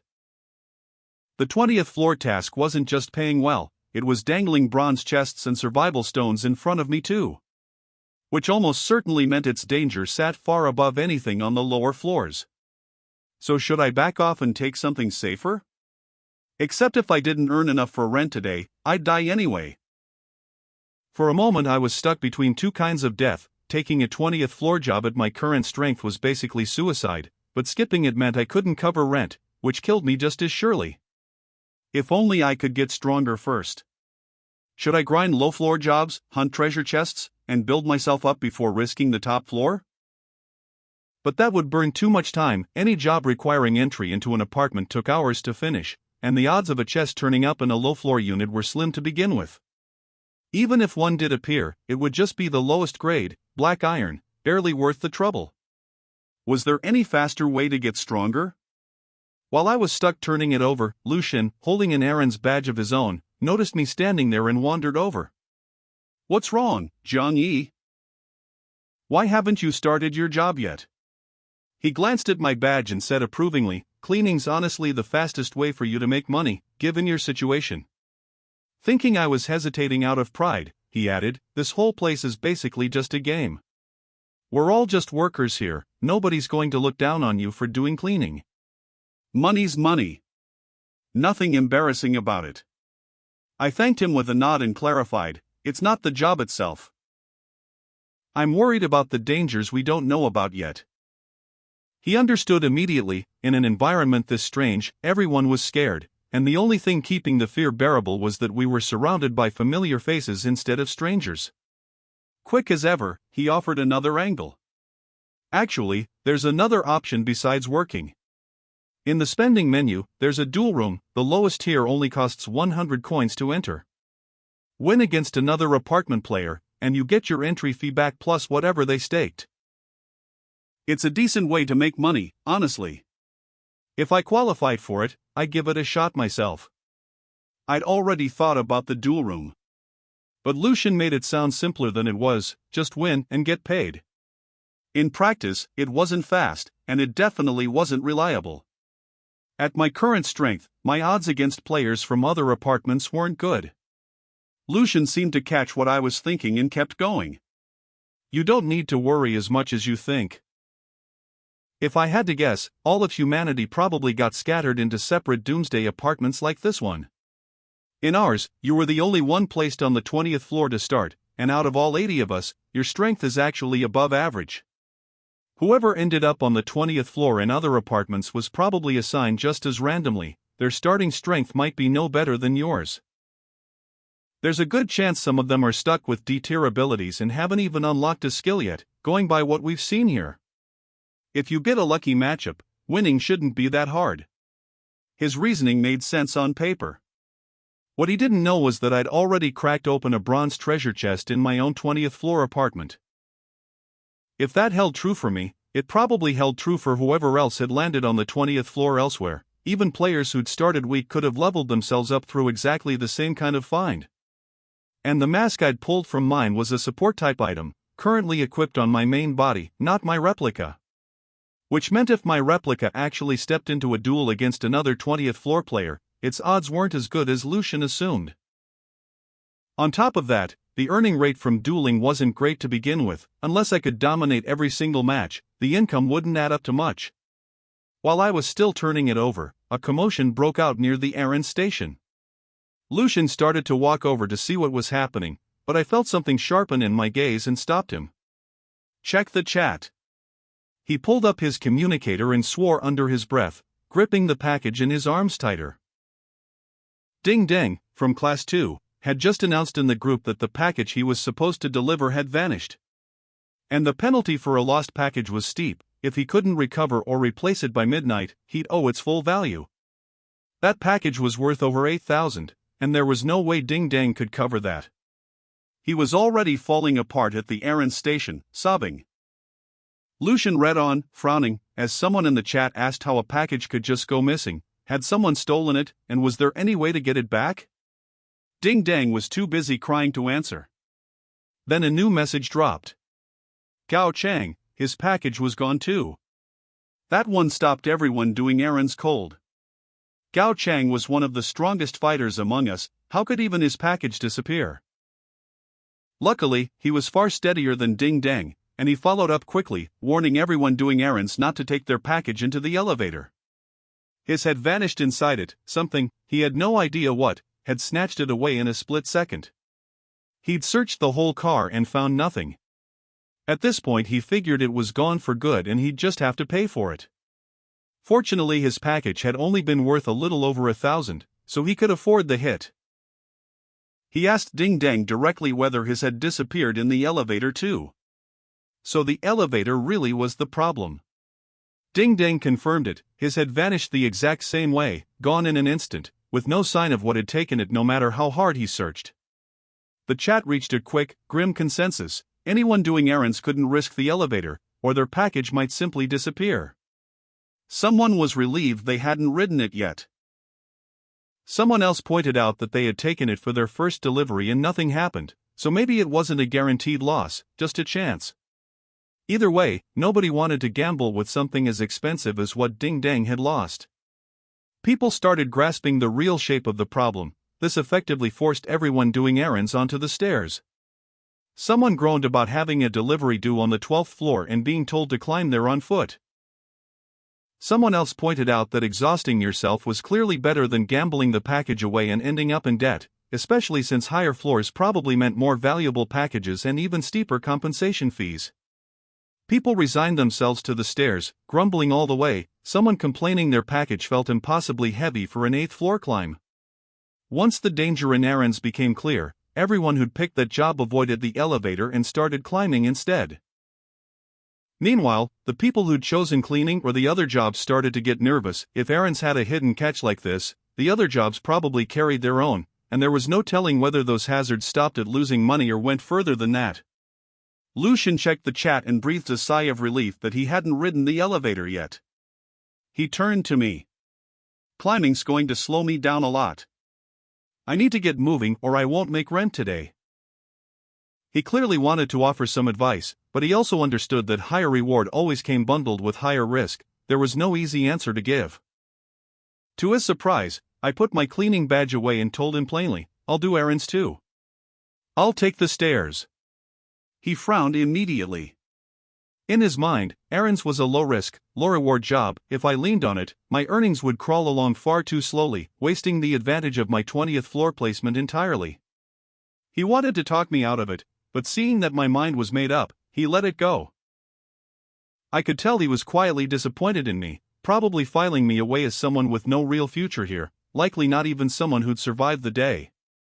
Not wanting to waste effort on what he'd already written off as a lost cause, he just shook his head and went back to his own job. I didn't care what he thought of me. I walked straight to the errand station and picked up a badge, familiarized myself with the rules quickly, and accepted a delivery bound for the 8th floor. With the elevator off the table, I'd be taking the stairs, conveniently located right next to the station. Something about it struck me as odd, though. This whole complex had exactly one elevator, and yet no student had ever run into another one inside it. Meanwhile, there were 12 separate stairwells lined up side by side, each with its own door on the ground floor. I picked one and started climbing. Strangely, I never crossed paths with any other errands worker the entire way up. There was clearly something unusual about both the elevator and the stairwells in this building. I kept turning the thought over as I climbed, silently working my way toward the 6th floor, my actual target sitting 2 floors above on the 8th. But I stopped at the 6th floor landing.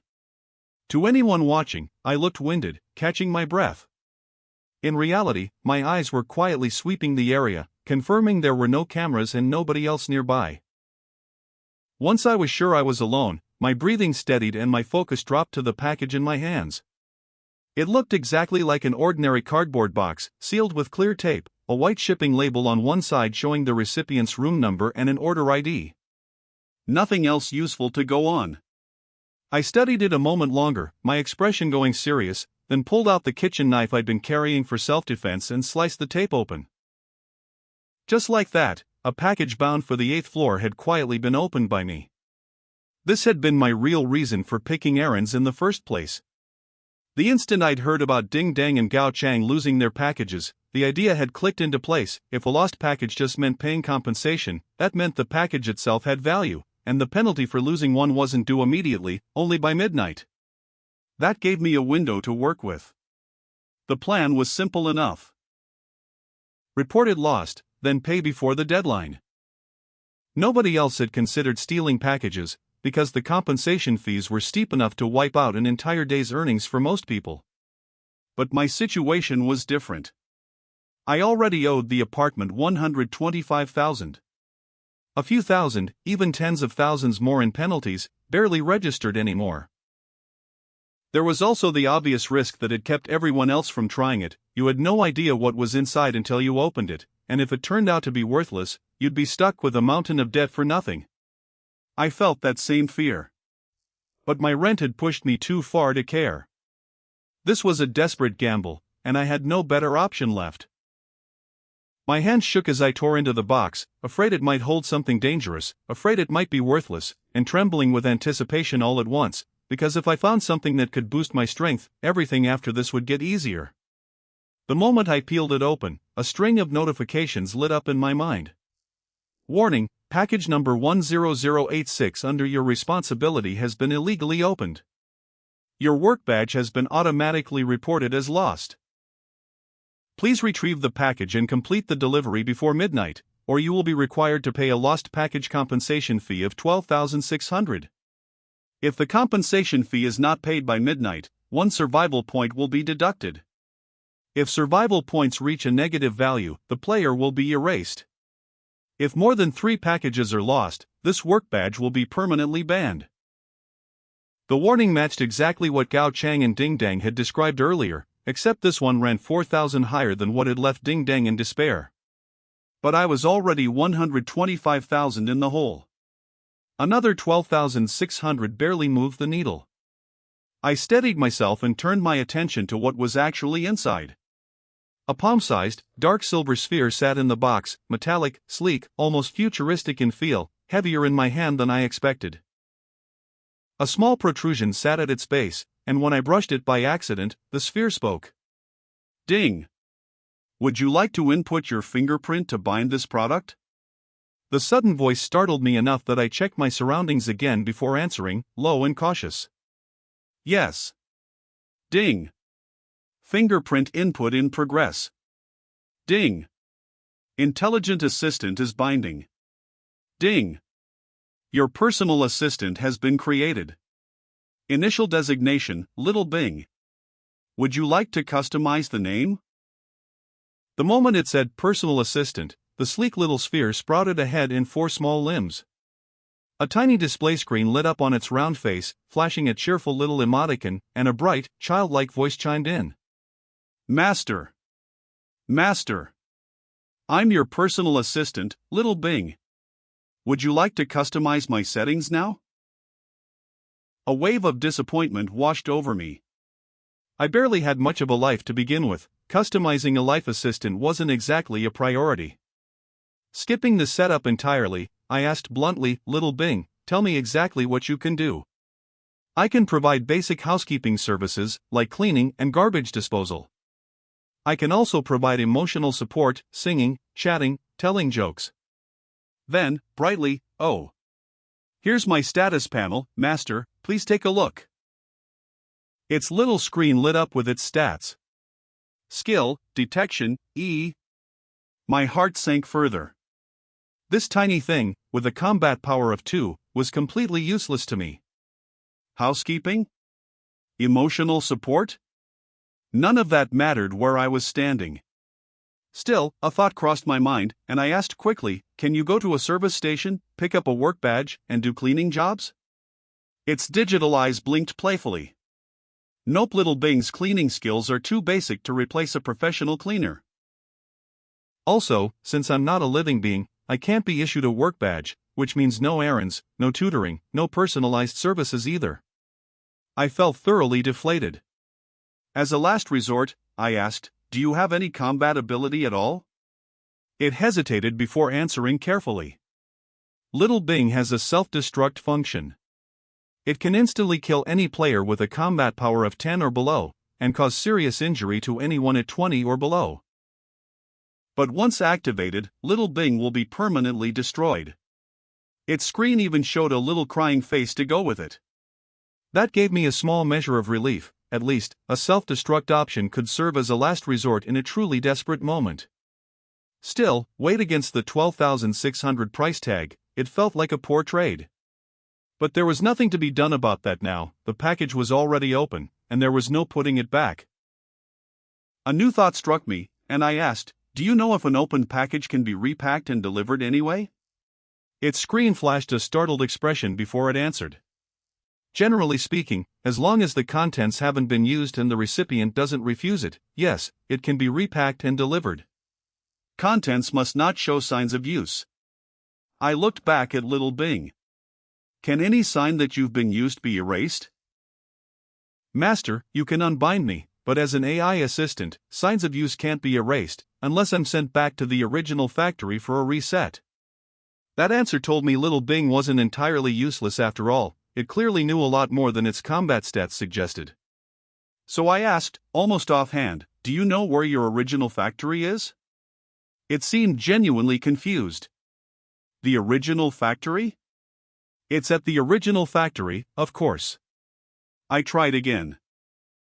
No, I mean, is your factory also structured like an apartment complex? No. The place I was made isn't called an apartment. It's called a factory. Factories and apartments are different kinds of buildings. A factory. An apartment. So there were other kinds of buildings out there, beyond this survival game.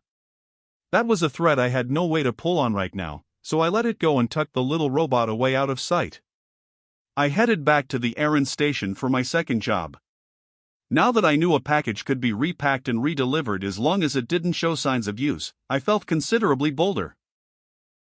At the same time, since losing more than 3 packages meant a permanent ban, I had to be careful about how I spent that allowance. This time I picked one bound for the 18th floor, higher value, and with any luck, something that could meaningfully boost my strength. If not, given the debt I was already carrying, I might not survive the day regardless. I repeated the same routine, carrying the package into a stairwell. This time I didn't even bother climbing all the way to the 6th floor. I stopped at the landing between the 3rd and 4th, scanned the area once more, and checked the chat before opening anything. What I found there was another gut punch. Someone in the group had noticed another name missing from the chat. It was Kai Daming, from Class 1. Someone remembered he'd taken an errands job. That set off a fresh wave of panic. Did that mean errands could be dangerous too? Maybe he'd wandered off mid-delivery and run into something. Nobody had answers, and we still hadn't found Fan Yuhang or Qin Yuan's bodies either, so we had no idea how any of them had actually died.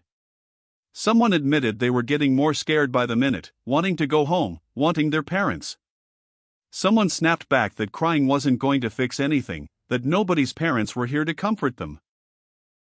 Someone else tried to steady the group, urging everyone to just be careful, focus on rent, focus on getting stronger, and trust things would improve. But another voice pointed out that Kai Daming should have had time to send some kind of message before dying, which meant whatever got him might have been too sudden to leave any warning at all, and if that was the case, none of us stood much of a chance against it either.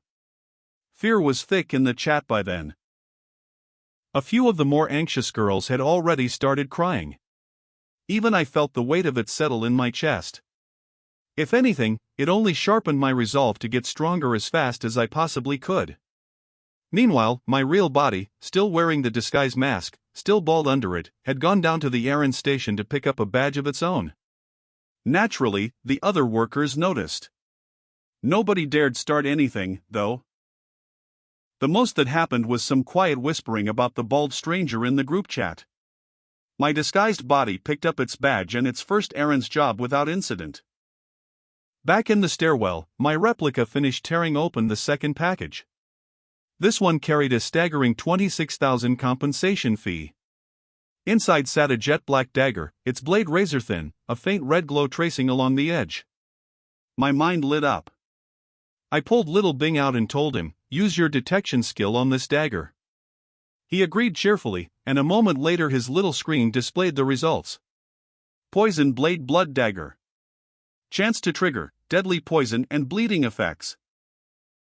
I took a sharp breath. This thing outclassed the disguise mask from my bronze chest by a wide margin, better stat gains, plus an actual poison-type attack, with a chance to trigger deadly poison and bleeding on top of it. I didn't fully understand how those effects worked yet, but at this stage, most beginner players were still unarmed. Bluntly put, aside from a handful of strong outliers, almost everyone here was still a weakling. With this dagger in hand, I could vault past 99% of the students in an instant. Even the duel room started looking like better odds than not. Just as I was about to draw the poison blade blood dagger and take it in, a voice rang out from above, somewhere on the 4th floor landing. "Oh, not bad. Looks like you got yourself a strong weapon." My whole body shuddered, my heart skipping a beat. Almost on instinct, I tightened my grip on the poison blade blood dagger, and a warm current surged out of my palm and through the rest of me, steadying my nerves with an unfamiliar sense of power. That feeling was the only thing that kept me from unraveling completely. Once I'd caught my breath, the real shock hit me, not just that someone had spoken in the stairwell, but that I recognized the voice. It was Yang Wenchao, from my own class. He came into view a moment later, thin, dressed in a black tactical jacket, and the instant he saw me his face lit up. "It's actually you. Jiang Ye." It wasn't strange that we knew each other, we were classmates, after all. But in truth we'd barely spoken. I've never been a social person, the kind of quiet presence teachers and classmates alike tend to forget is even in the room. Yang Wenchao was an outsider too, but for a different reason. Plenty of people actively disliked him, ever since a rumor in our first year that he'd stolen money. We hadn't even shared a class back then, and I'd never had much taste for gossip, so I only ever knew the vague shape of it. Our one real interaction came in our 3rd year, once we finally landed in the same class. I remembered it clearly, a Friday, when Kai Daming's tablet, the one he'd smuggled into school against the rules, went missing. Instead of looking for it, Kai Daming immediately accused Yang Wenchao of stealing it. The whole class piled on, dragging up his old reputation along with it. Yang Wenchao denied it, but nobody believed him, and people started pushing to search his bag. I don't usually get involved in that kind of thing. But I'd been in the middle of an electromagnetic conversion problem, and the noise was grating on me, so I looked up. One glance was enough to spot Kai Daming's tablet myself. It turned out he'd disguised it under a textbook-style cover so he could play with it during class, then simply forgotten where he'd wedged it among his books. A complete misunderstanding. Kai Daming just laughed it off, bragging about how cool his new tablet cover looked, without a hint of an apology to Yang Wenchao. None of our other classmates thought one was necessary either. Yang Wenchao, reserved as ever, never asked for one. But he turned to me, just once, and said, "Thanks." That was it. The one exchange between the two of us in an entire year, two people the class had quietly filed under doesn't matter. I never expected to run into him here, in this stairwell. And I certainly never expected him to look like this. At school, he always kept his head down, eyes averted, doing everything he could to stay invisible. Now he stood tall, shoulders squared, his gaze sharp enough to carry a quiet kind of pressure just standing there. Even his tone, a moment ago, had carried an easy arrogance that didn't belong to the Yang Wenchao I remembered. It was like looking at a completely different person. Had something possessed him? Was this some kind of rebirth? Or, more plausibly, had the sheer weight of this apocalypse reshaped his entire bearing in the space of a single day? Whatever the cause, one thing seemed obvious: Yang Wenchao was strong now. And Kai Daming, the classmate the chat had just reported dead. Had Yang Wenchao killed him? I hadn't crossed paths with a single classmate on my way up the stairwell, and from what others had said in the chat, nobody doing errands had run into anyone either. So why was he here now? My grip on the dagger tightened as the questions piled up. By then he'd already descended, standing barely a meter away at the railing, and he let out a low, strange chuckle. "Didn't think you'd have the guts to steal packages." His eyes dropped to the blade in my hand. "Judging by the look of that knife, the compensation on it must run into the tens of thousands, huh?" His gaze slid to little Bing perched beside me. "And that little gadget too. You've opened 2 packages already. That's what, 30,000 in debt?" I kept my grip firm and my expression guarded, and said nothing. He didn't seem bothered by my silence at all. He ran a hand idly over the wristbands on both arms, gear that looked, at a glance, like it might rival my dagger in strength, and kept talking. Honestly, I figured out how valuable these packages were too. I don't bother placing my own orders and opening them, though. I prefer robbing other people's. That tightened every nerve in my body. My mind raced. Could little Bing's self-destruct, paired with the dagger, actually take him down? Should I try appealing to old sympathies and ask to join whatever he was doing? Should I send an SOS through the chat? He was here to rob packages. Mine were already open, but that wouldn't stop him from taking them anyway, and once he had, silencing me would be the obvious next step. That was probably exactly how Kai Daming had died. My heart pounded hard enough that I could feel the blood rushing to my scalp. Then his next words caught me completely off guard. He let out another low chuckle. If I'd run into anyone else, this would have gone the simple way: kill them, take the loot, take the package. But out of everyone, I ran into you, Jiang Ye. His tone sharpened, deliberate. I've never believed in the idea that good people get rewarded. And let's be honest, you're no saint either. But there's one thing you should be grateful for: good people might not always get paid back, but anyone who's ever helped me, Yang Wenchao, always does. His smile faded as he said that last part, his voice going firm. I'm the type who instinctively distrusts whatever people tell me. But somehow, I believed him. Some of the tension in my chest eased, though I didn't let my guard down completely. He kept going. So I'm not going to kill you, and I'm not going to rob you. In fact, I've got some good news for you. You owe at least 30,000 in compensation fees, right? There's a much easier way to deal with that. When you reported the package lost, you must have gotten a notification, missed the deadline, lose a survival point. Go negative, and you're erased. I happen to know a very simple way to earn survival points back. My own panel had shown 0 survival points from the start. And the very first announcement, back when we'd arrived, had mentioned trading survival stones for survival points, and those points, once we cleared the beginner stage, could apparently be exchanged in the real Doomsday Apartment for practically anything. That single word, anything, said everything about how precious those points really were. It had left most of us assuming survival points could only ever come from survival stones. Yang Wenchao's words suggested otherwise. I studied him warily and said the only thing on my mind. How? A flicker of surprise crossed his face before his eyebrow rose. That's right. Killing people. He laughed again, low and strange. These beginner players are basically sheep in a greenhouse. Way too easy to kill. And every kill is worth 1 survival point. Simplest method there is, wouldn't you say? His tone was almost casual. But what chilled me wasn't Yang Wenchao himself, it was the system behind him. Right now, most of us were still helpless sheep, and this environment would eventually force everyone to get stronger one way or another. A rule like killing grants survival points was bound to push some of us into killing for no reason at all beyond the reward itself. I had no idea how far my classmates would drift over the next 10 days, and the announcement had already warned that the veteran players arriving later would be worse still. And then there was the matter of Fan Yuhang and Chen Yuan. A thought struck me, and I turned to him sharply. Did you kill Fan Yuhang and Chen Yuan? He didn't answer that directly. Instead he just smiled, looking pleased with himself, and said, almost lightly, I don't care what anyone thinks, but personally, I love this game. All the people I used to hate, imagining them realizing exactly how weak and pathetic they really are, screaming as they struggle, it puts me in a genuinely great mood. Then his eyes fixed on me, sharp and sudden, and I found myself holding my breath, my heartbeat slowing without my permission. His voice dropped, calm and deliberate.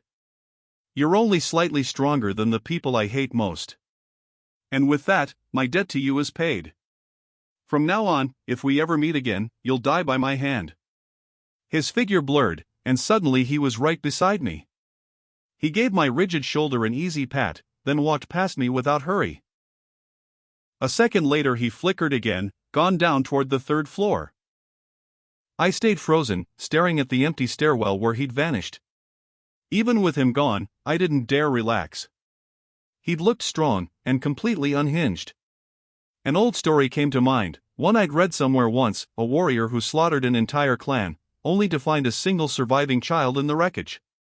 A flicker of conscience stopped him. He lowered his blade, murmured a prayer, wiped the blood from the child's face, and said, "Heaven values life. Because you are young, I'll spare you. But if we ever meet again, I won't hold back." Then he walked away. Just as the listener assumed the child had survived, the warrior turned back, smiling. "Oh, hello again," he said. "I told you, next time, no mercy." And with one motion of his blade, the child was gone. I was terrified Yang Wenchao might pull exactly that. Say he was repaying a debt, then spin around and declare, "Oh look, we've met again," and finish me on the spot. Without waiting to see, I bolted up the remaining flights and burst out of the stairwell onto the 8th floor. Only once I was sure he hadn't doubled back did I let myself lean against the wall and breathe. Meanwhile, my main body, worried about crossing paths with him too, refused to take the stairs at all. It stayed in the crowded first-floor lobby instead, opened its own package right there in the open, barely glanced at what was inside, and slipped straight into the elevator. That, of course, drew attention. With the lobby packed, my strange behavior didn't go unnoticed, and the chat lit up almost immediately. Someone had spotted a bald old man picking up a badge at the errand station, taking a package, and opening it on the spot. Someone pointed out the obvious problem: there were only 80 of us on the member list, and we all knew each other. There was no way a bald man was one of us. Someone floated the idea that he might just be a resident of the building, someone who'd happened to intercept his own delivery. Lucian weighed in, pointing out that from what he'd observed, non-player residents didn't seem able to leave their rooms at all, so if this man had actually been issued an errand's task, he had to be a player. Which left everyone stuck on the obvious contradiction: all the players were our classmates, and none of us were bald.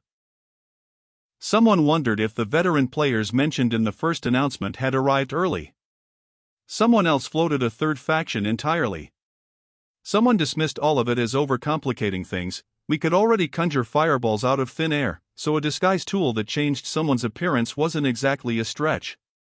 While my disguise kept the chat busy speculating, a far more urgent message tore through the group.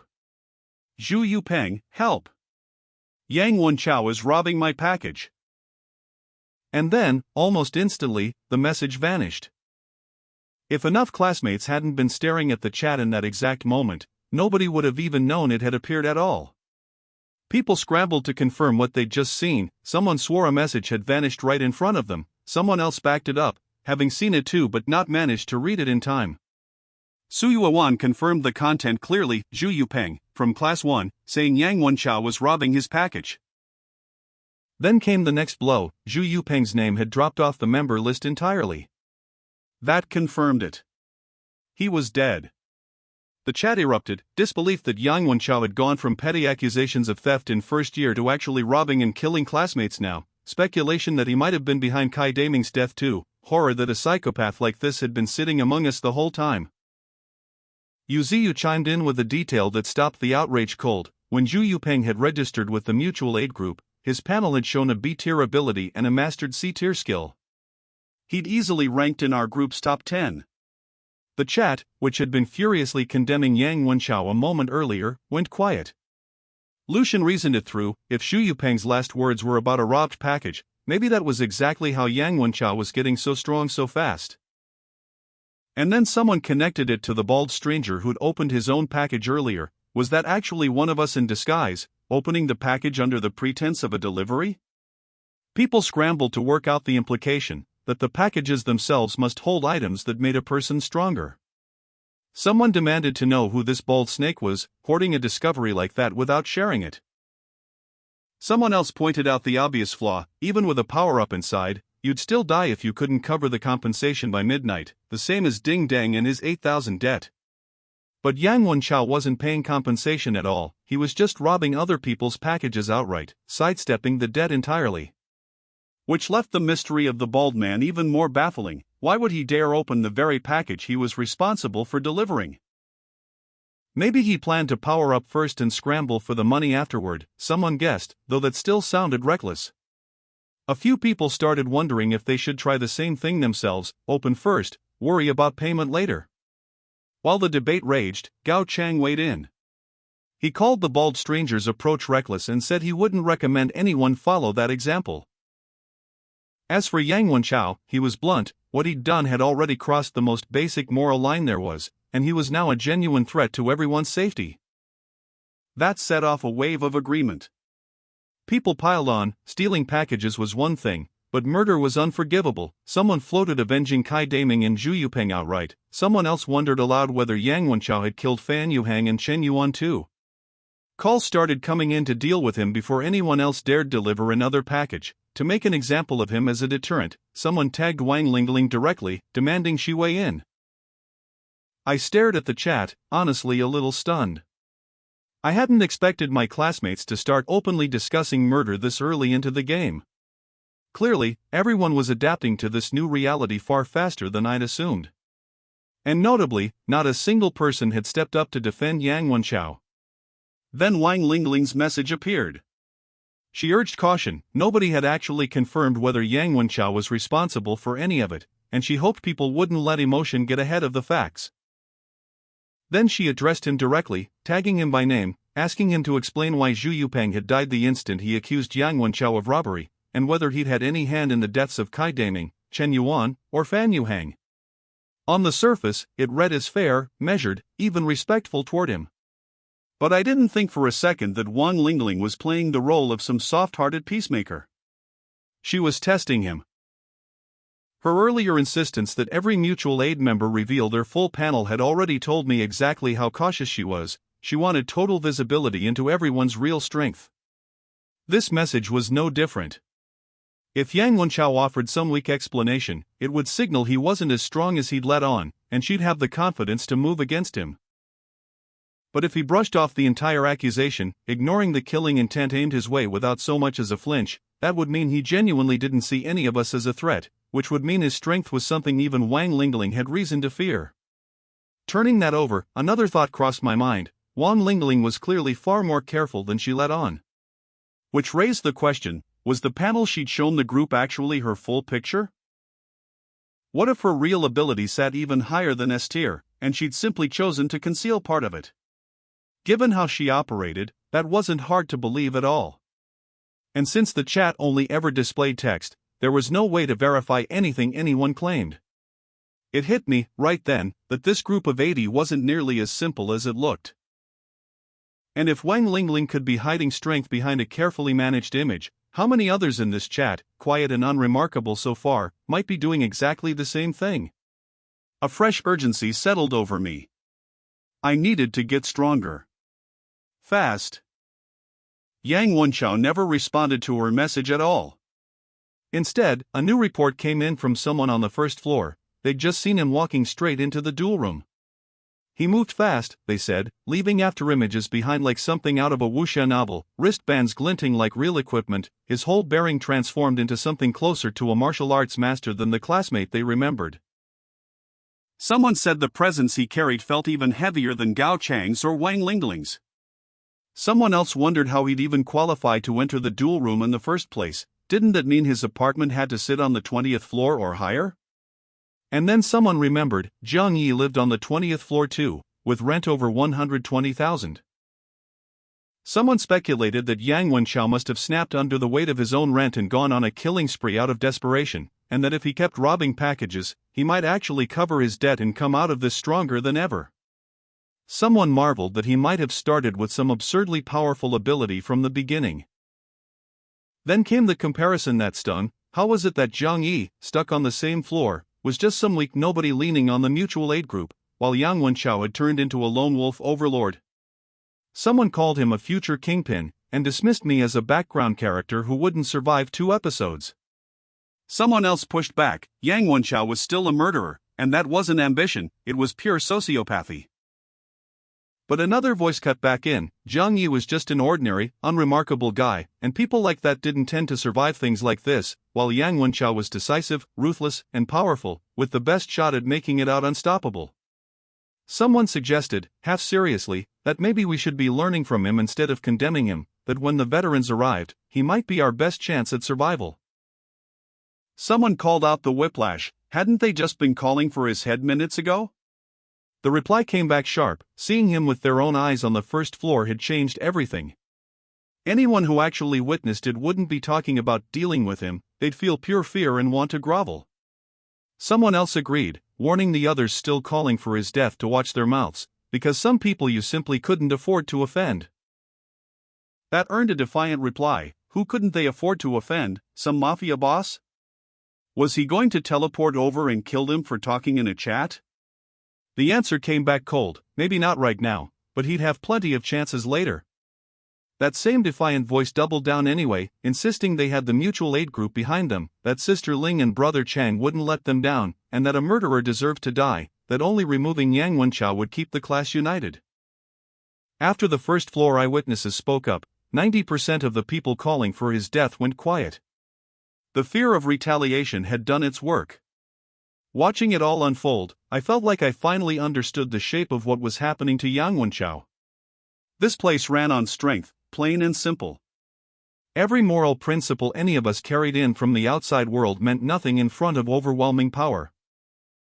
A lot of my classmates were starting to grasp that too, or maybe it wasn't understanding at all, just instinct, the oldest kind, quietly steering everyone back toward the law of the jungle. Inside the duel room, Yang Wenchao was reading the same chat.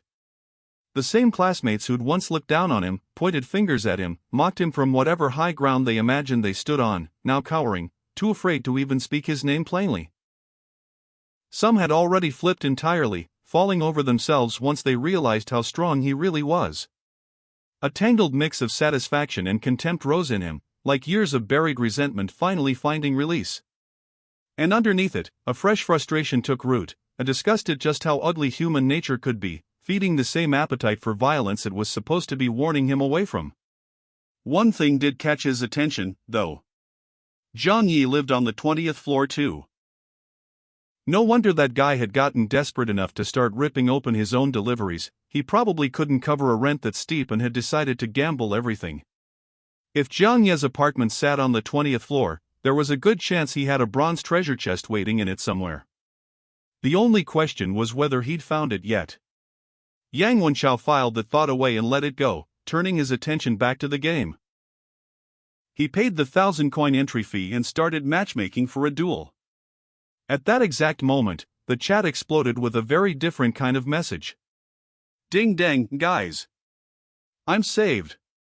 That 8,000 plus compensation debt I owed, I found a way to pay it off. And Jiang Ye, you're saved too.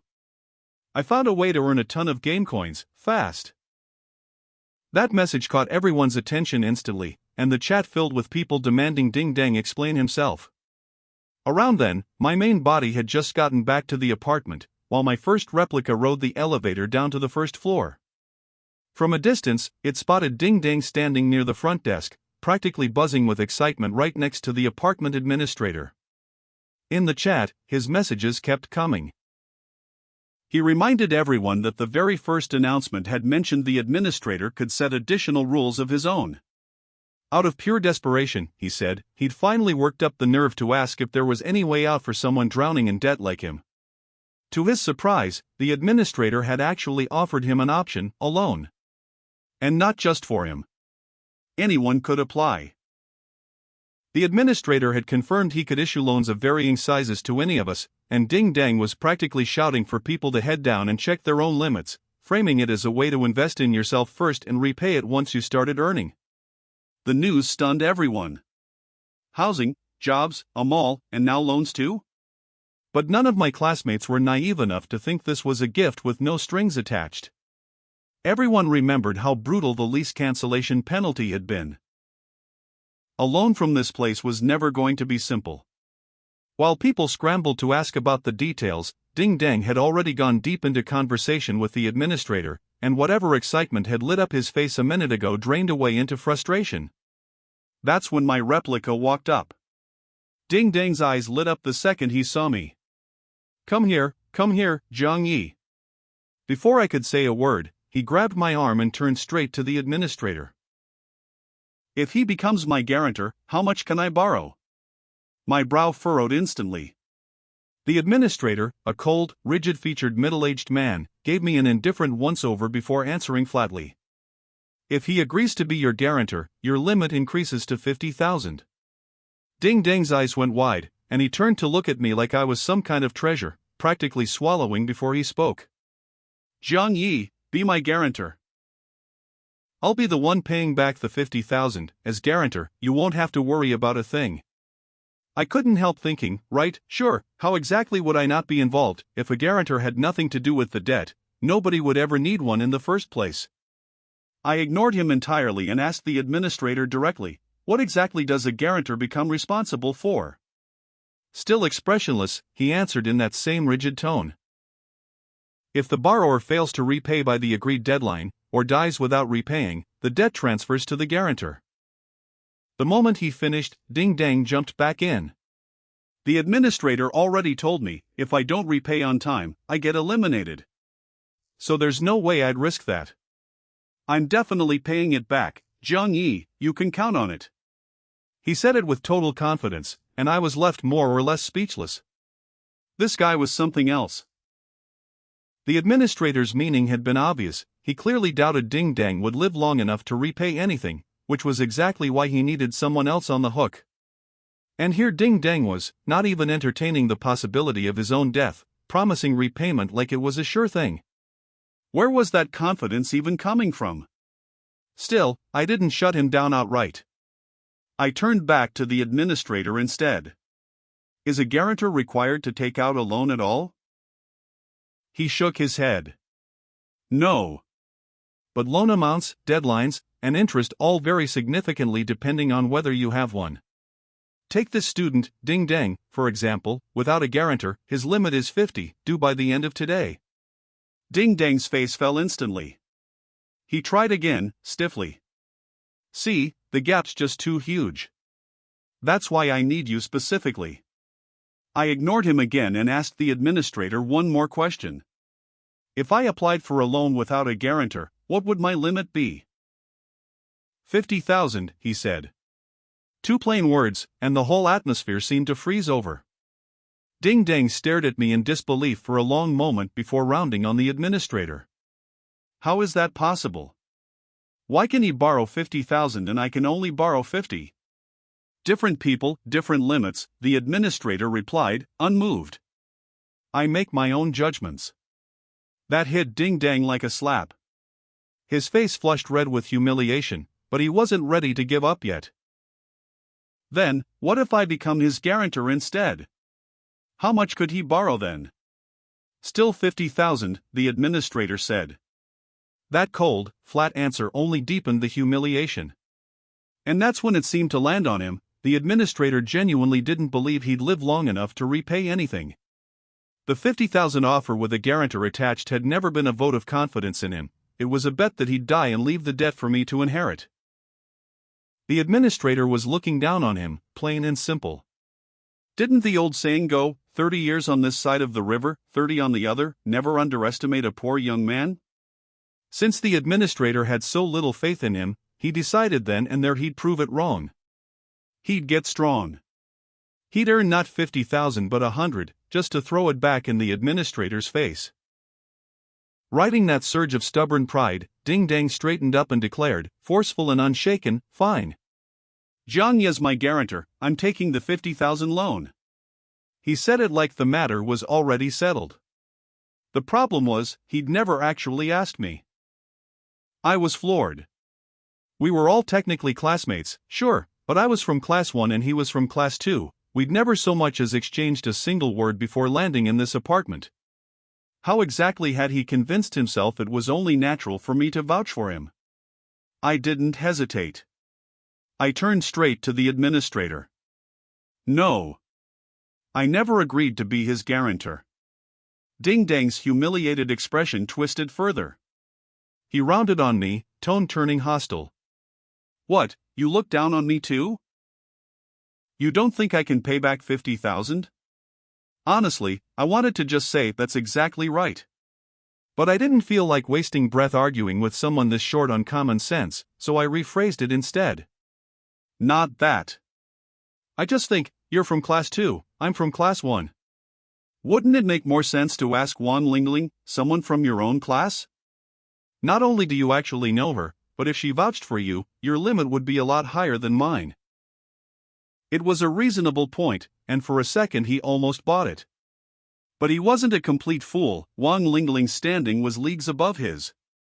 He could already picture how that conversation would go. She'd turn him down flat, without even bothering to explain why, and he wouldn't dare complain about it, to slink away with his tail between his legs. He wasn't about to admit any of that out loud, though. Instead, he came up with a quick excuse. Sister Ling's busy dealing with the whole Yang Wenshao situation. She doesn't have time to be my guarantor. Besides, I'm only borrowing 50,000, you're already right here, so you're the perfect choice. Saves everyone time. Why not just go with it? He made it sound so reasonable. But by then I'd already figured him out completely. This wasn't just a lack of common sense. This was a bully, the kind who only ever goes after people he thinks are easy targets. Realizing that killed off whatever patience I had left for playing nice about classmate camaraderie. My expression went cold, and I said, flat and even, sorry. I lied earlier. I really do look down on you. I really don't think you can pay back 50,000. And honestly, at the risk of offending the administrator, if I were in his position, you wouldn't even qualify for a loan of 50. It was a genuinely disrespectful thing to say. Ding Dang's face flushed red, then went pale, like he was about to swing at me. Then a bigger blow landed. The administrator spoke up, cold as ever. Your limit was 50 a moment ago. Now, you don't qualify for any loan at all. That was the final humiliation. Ding Dang's face burned red, looking ready to explode, until a colder thought cut through the anger. Hadn't he just made an enemy of me? Didn't that mean his odds of dying had just gone up? Was that the administrator's way of hinting that I might actually kill him? He stared at me like he was seeing me for the first time. I'd always come across as mild-mannered, someone who barely spoke. But right then, I turned to the administrator and asked, evenly, does the apartment have any rules against murder? If I killed someone right here in front of you, what would happen to me? Ding Dang's face went bloodless, cold sweat soaking through his back. The administrator, still perfectly unreadable, answered without hesitation. The apartment's unspoken rules are yours to discover on your own. But I can tell you this, if you killed someone in front of me right now, I would impose no punishment whatsoever. Even someone who has already killed before would receive no different treatment from me in any future business. Ding Dang's pupils shrank. He stumbled back a few steps and started typing frantically into the chat, begging for help, insisting I'd lost my mind and was about to kill him. The chat lit up instantly. People wanted to know what he'd done to push me that far. Some pointed out that I lived on the 20th floor, wasn't nearly as strong as Yang Wenshao, and probably wasn't going to survive the day anyway, so snapping under pressure wasn't exactly shocking. Someone recalled I had a C-tier ability and warned that most people wouldn't be able to stop me if I really had lost it. While the speculation piled up, I sent my own message, calm and plain. Ding Dang had asked me to be his loan guarantor. I'd firmly refused, and he seemed to have misread the situation. He fired back immediately, accusing me of playing dumb, pointing out that I'd literally asked the administrator whether I could kill someone in front of him. How was that a misunderstanding? I explained myself just as plainly. I'd been testing the waters. The loan conversation had shown me that talking to the administrator wasn't nearly as risky as I'd assumed, so I'd taken the opportunity to ask a few extra questions. With so many classmates already dead, it seemed like a good moment to clarify exactly where the rules on murder stood. It was a reasonable explanation. And if I genuinely meant to kill him, why would I have given him time to call for help, let alone bother explaining myself at all? Most people reading along seemed to accept it as a misunderstanding. Ding Dang wasn't willing to let it go, though. He kept shouting into the chat, warning people not to be fooled by me, insisting I'd mocked him, telling him he wasn't even worth keeping alive. He tagged Wang Lingling directly, framing himself as a victim who'd need avenging if anything happened to him. He looked at me afterward with a new kind of confidence, his expression all but saying, Lay a finger on me and Wang Lingling will never let it go. I found the whole thing almost funny. You're awfully sure of yourself. Doesn't it worry you that someone else might kill you on purpose, just to frame me for it? His expression stiffened, but he shot back quickly. We're all classmates. You think everyone's as crazy as you and Yang Wenchao? As long as you don't actually dare to kill me, none of that matters. Right as he said it, he spotted Yu Ziyu approaching, the classmate handling registration for the mutual aid group, and bolted straight toward him, ducking half behind him like he was hiding. Yu Ji, finally. Did Sister Ling send you to protect me? In truth, Yu Ziyu had come over inspired by my earlier questions, hoping to pry more information out of the administrator himself. But given how things looked, he decided to step in as a mediator instead. Alright, I saw everything in the chat. We're all classmates, if there's a problem, we talk it out, no need for this. He turned to Ding Dang first. Whether Jiang Ye agrees to guarantee your loan is his call. You don't get to expect it. Then he turned to me. And Jiang Ye, even if you didn't want to guarantee him, there was no reason to mock him like that. Also, you're up on the 20th floor with insane rent hanging over your head, and you don't seem to have any urgency about it at all. Are you seriously planning to just coast on the mutual aid group while doing nothing yourself? Look at Yang Wenchao, same floor, same crushing rent, and he already carries himself like someone with real power. Nobody questions whether he'll make rent. Two people on the same floor, and there's this much difference between you. Maybe it's worth reflecting on why. Earlier, when Yu Ziyu had spoken with Lu Shen, his tone had been friendly, easy. Now there was an unmistakable edge of authority in it, like he genuinely believed he held some official standing here. Ding Dang, noticing how much longer the lecture aimed at me had run compared to the couple of lines directed at him, couldn't help a satisfied little smirk. That smirk didn't last. His face shifted to shock and he blurted out a curse. Yu Ziyu turned to him, faintly annoyed. Now what? Look at the chat. Ding Dang said. Something's happening, Yang Wenchao might be dead. Both of us pulled up the chat immediately. Sure enough, one of the students who'd been watching him earlier was posting in a panic, a monster, somehow inside the duel room, though someone quickly corrected that it hadn't come from the duel room itself, it had just shown up specifically to go after Yang Wenchao. People nearby confirmed the thing was ignoring everyone except him. Someone marveled that its armor looked tough, but he'd actually managed to break through it anyway. Someone else asked what kind of monster it even was.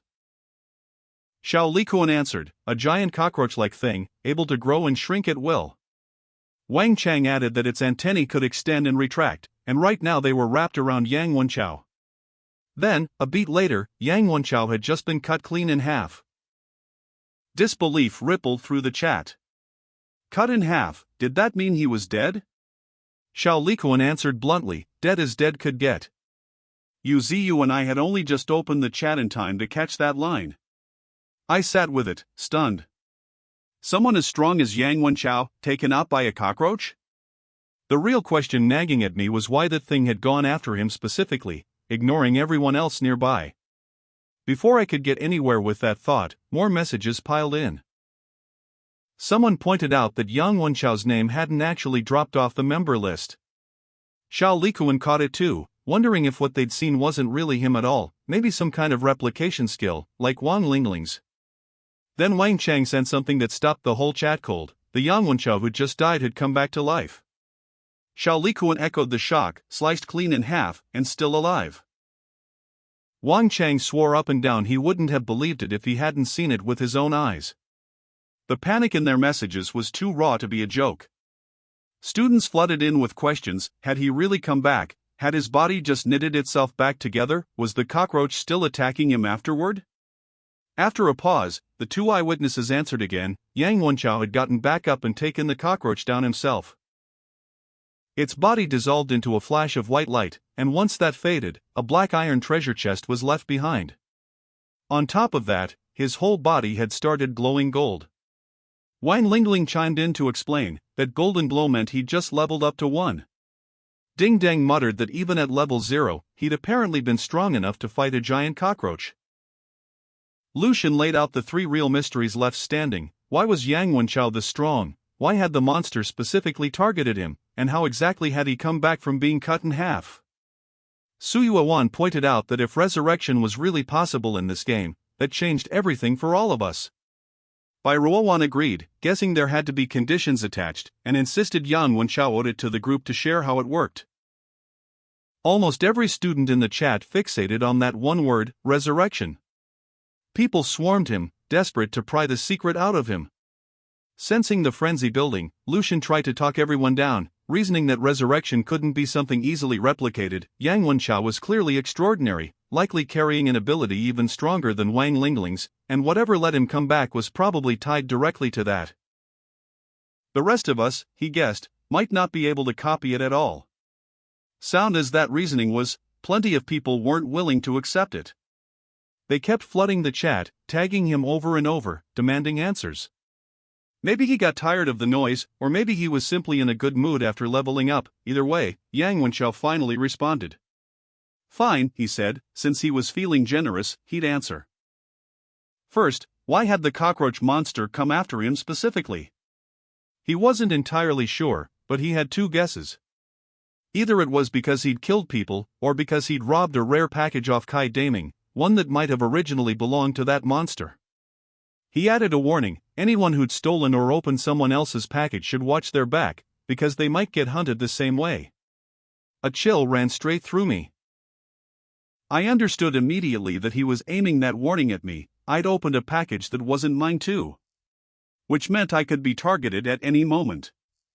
My whole body went on high alert, half expecting some monster to materialize out of nowhere and end me on the spot. Yang Wenchao kept going. Second, why was he stronger than the rest of us? Did he really need a reason? If he had to give one, it was simple: he was willing to kill people, and willing to kill monsters. Third, how had he come back to life? The instant that question appeared, the entire apartment seemed to hold its breath, every player waiting on his answer. He didn't make them wait long. It was simple, he said: he had survival points. Based on what he'd worked out, one survival point equaled one extra life. And since we were all classmates, he'd tell us plainly how to get them: kill people. He'd killed Chen Yuan and Fan Yuhang, earning 2 points. Then he'd killed Kai Daming and Zhu Yupeng, earning 2 more. 4 extra lives, all told. That was all the answers anyone was getting, he warned, and if people were smart, they'd stop tagging him, because the next person who did would simply disappear from the apartment. The dominance in that message was absolute. But nobody was really focused on the threat. Every student's mind had locked onto one thing: the secret of resurrection. It felt like being shown an entirely new world all at once. Killing granted survival points. Survival points were, in effect, extra lives. The implication was impossible to miss: this practically pushed all of us toward killing each other. If this kept up, how many of the 80 of us would actually make it through the beginner's test? Some students were thrilled. Others were terrified. The ones celebrating saw exactly how easy an extra life could be: just kill someone, and were already sizing up which of their classmates might not survive what came next. Excited or afraid, none of them would ever look at each other quite the same way again. A seed of slaughter had been planted in nearly everyone's mind, and some had already started turning the thought over seriously. Even I couldn't deny how tempting it was. But I stayed skeptical of Yang Wenchao's story. There was no actual proof any of it was true. He could easily be lying. Maybe he'd revived through some entirely different means and simply invented this explanation, just to watch his classmates tear each other apart chasing a lie. Given how twisted his personality clearly was, that possibility wasn't small at all. While I was still turning that over, a cold shock shot from the soles of my feet straight up to my skull. Pure instinct took over. My hand snapped up and caught a wrist swinging toward me. Gripped in that hand was a short blade, maybe 10 centimeters long, gleaming cold. Ding Ding's face was twisted with rage, teeth bared, every ounce of strength driving that knife toward me. I held his wrist just as hard, my own face flushing red with the effort of the struggle. Yuziyu stood there, stunned for a second before it clicked into place. Yang Wenchao's words had pushed Ding Dang right over the edge. He wanted to kill me for a survival point, a shot at resurrection, and our earlier conflict made me the perfect excuse for a sneak attack. And honestly, it wasn't just Ding Dang. Yuziu himself was already turning the same idea over. Killing someone outright still felt like a step too far for him. But what if, while stepping in to break up a fight, he just so happened to accidentally help finish someone off? Nobody could call that murder. And by that logic, the one who should get accidentally killed here was obviously Ding Dang. He was the one who'd thrown the first strike. But Yuziu ran his own calculations. I was already, in his estimation, a dead man walking, no way I'd survive past today regardless.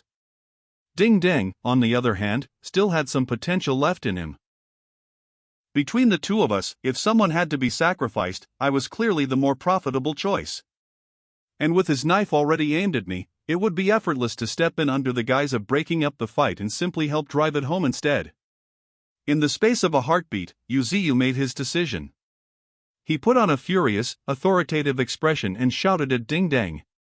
"What the hell are you doing? Let go of him right now." As he said it, he reached in to seize the knife, fully intending to help it find its way into me. Yuziu's so-called helping hand did nothing to put me at ease. If anything, it wounded my nerves even tighter. In truth, this replica of mine was physically stronger than Ding Dang. But since he'd struck first, I'd been forced into a defensive scramble, legs bent, upper body leaning back, exactly the kind of posture that makes it hard to put real force behind anything. Holding him off was taking far more effort than it should have. Given time, I could have outlasted him in that deadlock. But Yuziu's sudden move into the middle of it left me deeply unsettled. I had no way to know whether he actually meant to help or had something else in mind. I couldn't let this spiral any further. I needed to end it, decisively. I let out a sharp shout, but it wasn't aimed at telling Ding Dang to let go. Golden light technique. A beam of gold light tore straight toward his twisted, straining face. I'd aimed for his forehead, but my aim was off, and the beam punched clean through his cheek instead, leaving a hole the size of a grain of rice. He screamed, sudden and raw with pain. I didn't stop there. In the instant his grip weakened, I twisted the short knife still caught in my hand and drove it back into him. Even that wasn't enough, I pulled out my poison blade blood dagger and stabbed it into him too, again and again, the dark blade slicking over with blood. It was my first time killing anyone. It showed. There was nothing clean or precise about it, just my hands shaking violently around the hilt as I struck over and over. Yuziu, who'd been fully prepared to kill moments earlier, still hadn't seen anything like this. He stood frozen, unable to react, until he finally snapped out of it and shouted at me in horror. "Stop! Jiang Ye, stop right now, he's going to die. Ding! You have killed a level 0 player. Congratulations, you have earned +1 survival point." The notification was what actually pulled me back to my senses. My hand went slack and the dagger clattered to the floor, only for me to snatch it right back up a second later, turning a wary, alert stare on Yuziu. Reading the state I was in, he didn't dare come any closer. Whatever thought he'd had about accidentally finishing me off vanished instantly. In a straight confrontation, he had no guarantee of winning. And more than that, I'd just earned a survival point, which meant I might now have a shot at resurrection. If he killed me and I came back the way Yang Wenchao had, there was a real chance I'd turn around and finish him instead. That realization didn't just make him drop the idea of killing me, it made him afraid of me. He backed up a few steps and said, sharp and defensive, "What, are you planning to kill me too?" The chat exploded at almost the same moment. The member list had shrunk again. Ding Dang, from Class 2, was dead. Disbelief poured in, so he hadn't been lying about me wanting to kill him after all? We'd only just learned the secret of resurrection, and Jiang Ye had already killed someone? Someone else floated the idea that maybe I'd been framed by whoever actually did it, since I didn't seem like the type to kill without provocation. While the speculation piled up, I kept my eyes fixed on Yuziu and typed out my own account. Right after Yang Wenchao revealed the secret of resurrection, Ding Dang had ambushed me, and I'd killed him in self-defense. Yuziu had witnessed the whole thing and could confirm it. He saw the message, thought it over, and backed me up, confirming Ding Dang had struck first. The chat went quiet for a moment. Then the doubts crept back in. Self-defense didn't necessarily mean I'd needed to kill him. Wasn't that a little excessive? Wasn't it convenient that I happened to earn a survival point out of it? Was I really claiming I hadn't been thinking about resurrection at all? It was obvious survival points had become the only thing anyone actually cared about. The conversation swung right back to that. People wanted to know if I'd really gotten the point, and whether I'd received any confirmation it could actually be used for resurrection. I thought it over before answering honestly. I had gotten the +1 notification, but I had no idea if it could really bring anyone back. In fact, I admitted, I'd already been skeptical of Yang Wenchao's claims before Ding Dang ever attacked me. It was entirely possible he'd invented the whole resurrection story just to get us killing each other. That landed differently with different people. The sharper students, Wang Lingling, Lucian, Su Yuan, clearly registered the same doubt immediately. Resurrection couldn't possibly be that simple, and there was a real chance Yang Wenchao had lied. But not everyone thought that far. Most of my classmates, already caught up in greed, just sneered back, accusing me of downplaying the value of something I'd already benefited from, like a rich man claiming money doesn't matter. Someone said outright that if we really wanted to know whether survival points could bring someone back, the simplest test was obvious: just kill Jiang Ye and see if he comes back. I stared at those messages, honestly stunned. Just yesterday, none of these people would have said something like that. Yang Wenchao's little reveal had clearly cracked something open in all of them, and the hostility in the chat kept climbing. And then, right on cue, the same person who threatened to erase anyone who tagged him decided to tag me himself.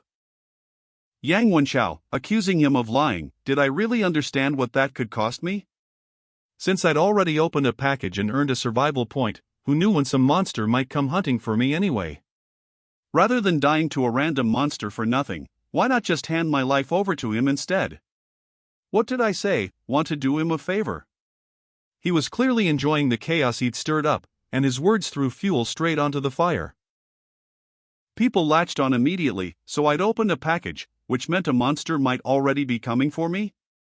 Even if it wasn't, I couldn't cover my rent anyway, so I was dead either way. So really, didn't Yang Wenchao have a point?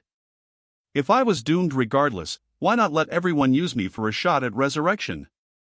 Just as public opinion tipped fully against me, Wang Lingling stepped in. She told everyone to calm down. Today, she said, they might justify killing me for a chance at resurrection, but tomorrow, someone would use that exact same excuse on them. She told them to put themselves in my position. What if they were the ones marked as the one who should die? The real danger wasn't missing a shot at resurrection, it was becoming someone else's tool for it. This wasn't a road any of us could afford to start down. Nobody knew whether I'd end up killed by a monster or not, she said, but that uncertainty could never be used as a reason to kill me first. And it wasn't just about me, every member of the mutual aid group deserved that same protection. The chat went quiet for a long stretch after that. Then a handful of the girls spoke up in support, agreeing that we shouldn't do to me what none of us would want done to ourselves, that giving in to this would just make today's victim tomorrow's headline. That we were still human, still capable of holding onto some kind of moral line, that having someone like Wang Lingling steering the group was the best thing that had happened to any of us. In an instant, her standing climbed even higher. Words were just words, of course, there was no telling what anyone actually believed underneath them. But I wasn't the center of everyone's hostility anymore, and I let myself breathe again. I used the fear of being hunted by monsters as my excuse to bow out of the conversation with Yu Ziyu, and the same fear pushed me straight into motion. I picked up a cleaning job on the 20th floor and rode the elevator back up. But instead of heading straight to work, I returned to my own apartment first. There, my main body and my replica shook hands. The survival point the replica had earned transferred over to me automatically. And with it came a new notification. Would you like to consume one survival point to create a new replica? Survival points could be spent on replicas. My eyes lit up at the thought. A new replica meant new labor, which meant faster earnings. But more importantly, it meant a new ability entirely. I almost hit yes on instinct. Then something occurred to me, and I stopped. I had my first replica pull out Little Bing and set him down on the coffee table, right beside a tiny, pinky-sized lantern already sitting there, an item I'd pulled out of a package while wearing the bald disguise. That lantern had come with an absolutely insane compensation fee, $188,000. When I first saw that number, I'd nearly stuffed it straight back into the package, hoping to somehow return it. The fee alone dwarfed even my daily rent. But I knew one thing for certain: the steeper the penalty, the more valuable the item usually was. So I had Little Bing run detection on it. The readout came back simple. Effect: increases luck slightly for 1 hour upon activation. Just those 2 lines, for $188,000? That had to mean luck was some kind of hidden stat, one that never showed up on anyone's panel. If every player carried an invisible luck value, then Yang Wenchao's must have been through the roof. Wang Lingling and Gao Chang probably weren't far behind. As for me, it was hard to say.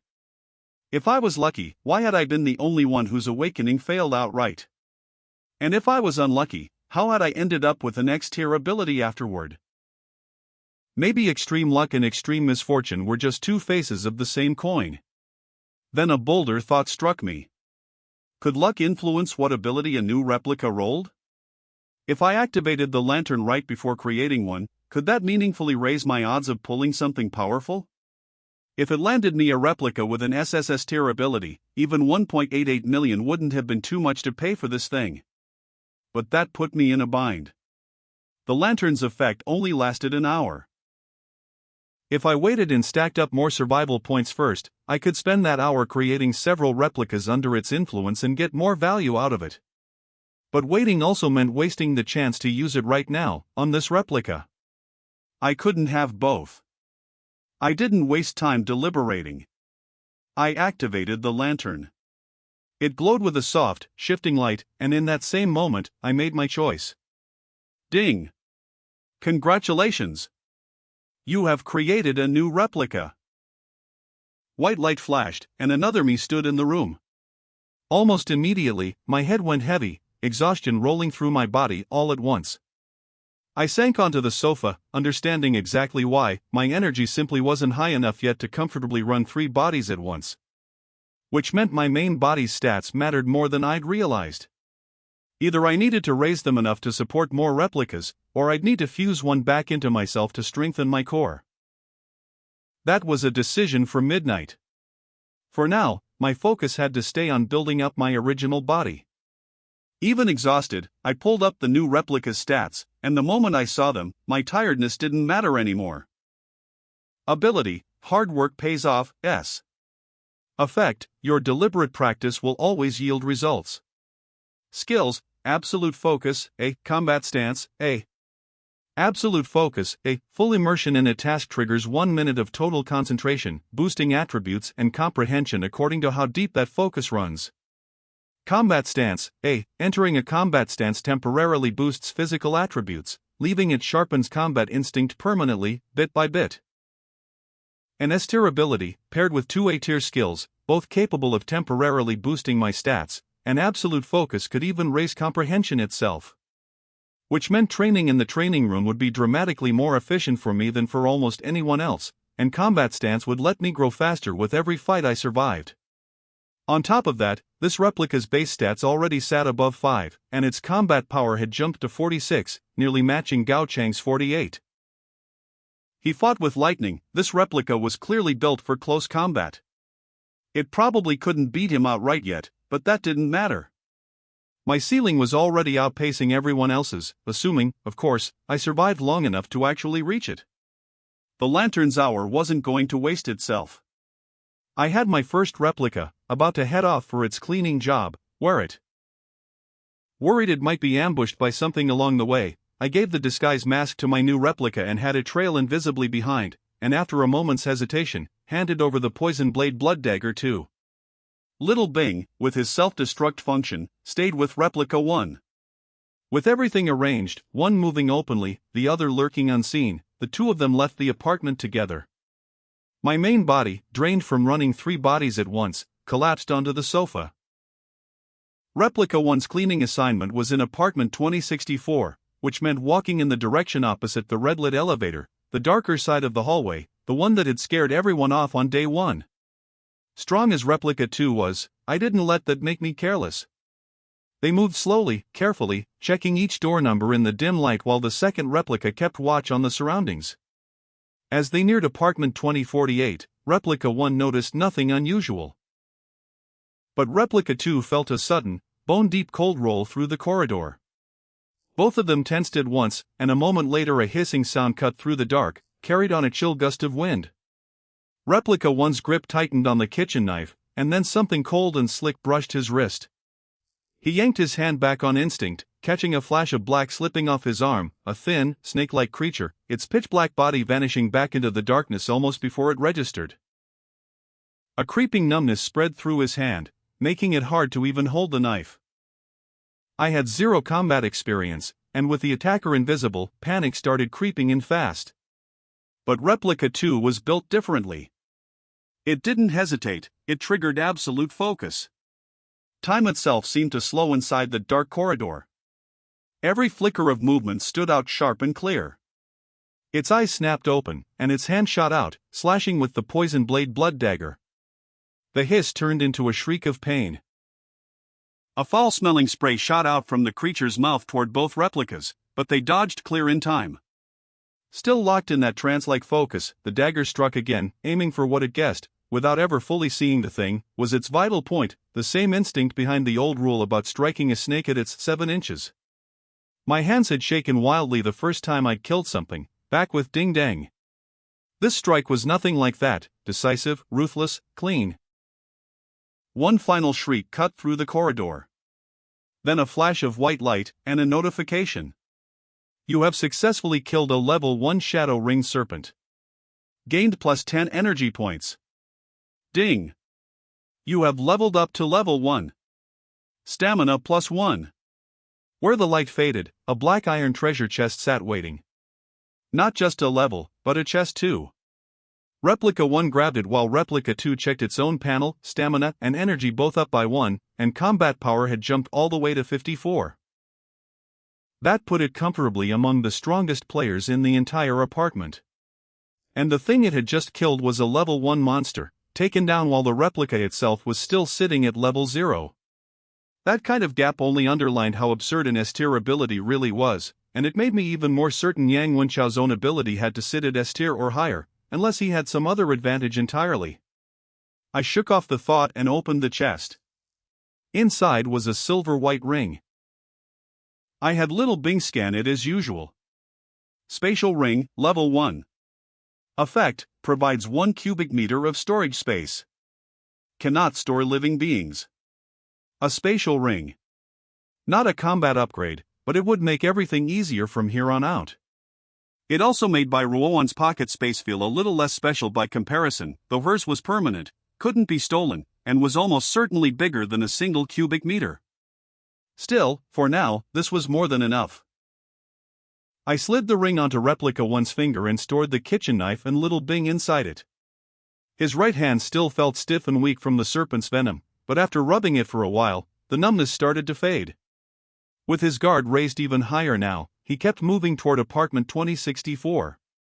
He never noticed it, but behind him, the door to apartment 2048 creaked open on its own.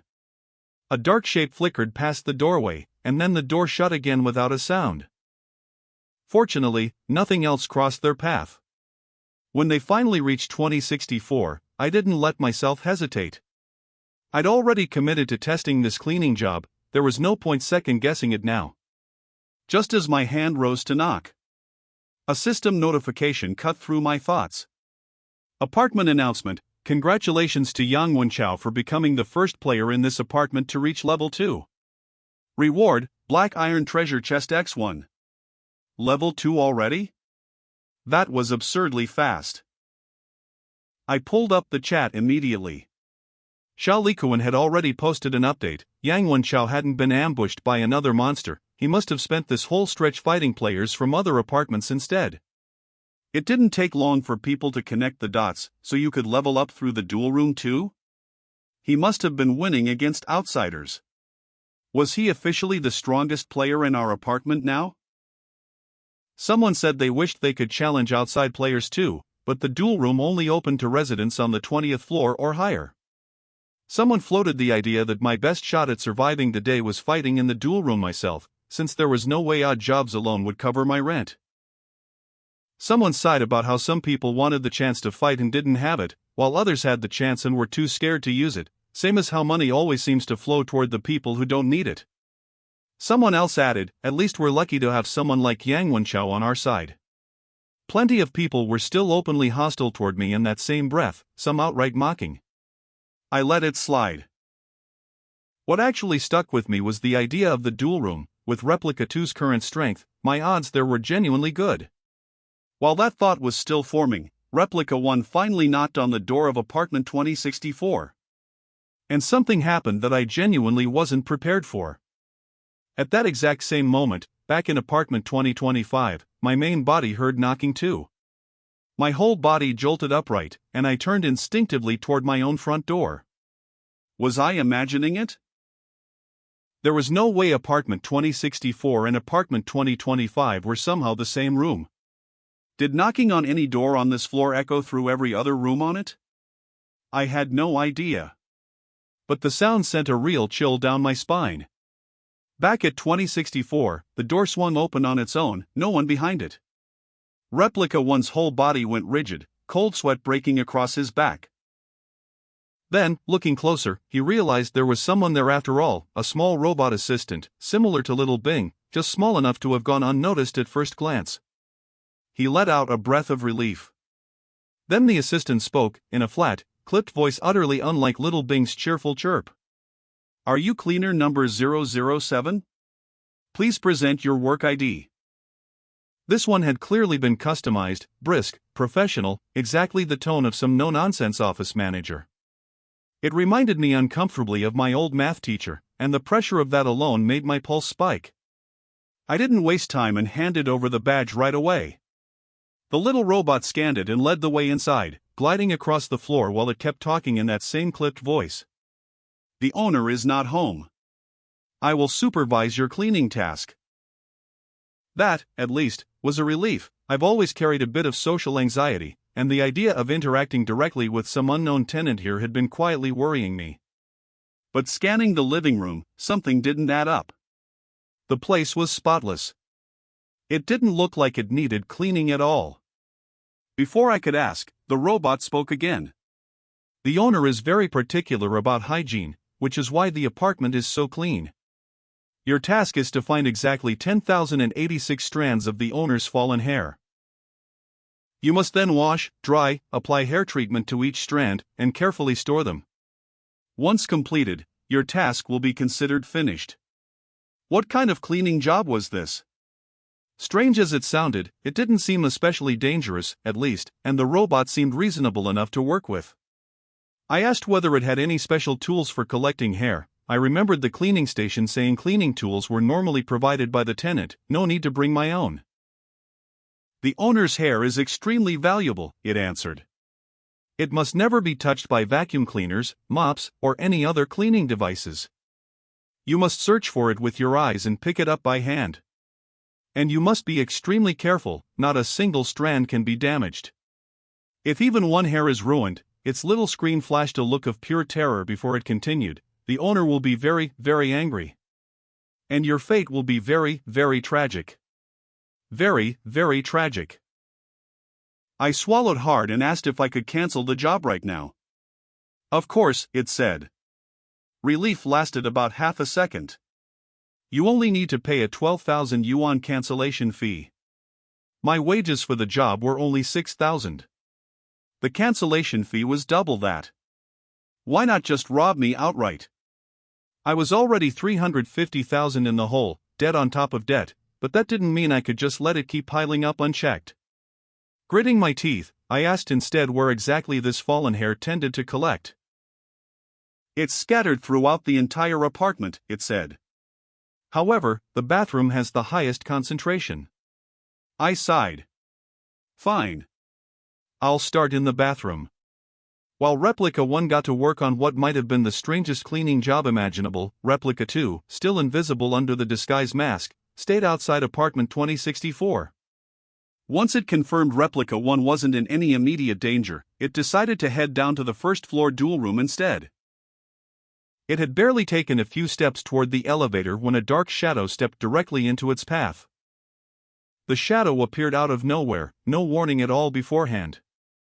My second replica was still fully invisible, tense but uncertain whether this thing could even see it. Then a deep, resonant voice rolled out of the darkness. "Short on money?" When it got no answer, it seemed to lose patience and simply gave up the pretense. "That little invisibility trick, who exactly do you think you're fooling? Are you short on money? I can help you build up wealth fast. Faster and easier than any cleaning job." It sounded exactly like a scam pitch. My instinct was to distrust it completely. But since I had no idea what this thing actually was, I didn't shut it down outright. Instead, I asked, low and even, what exactly would I have to do for this fast money? The shadow was wrapped head to toe in a black robe.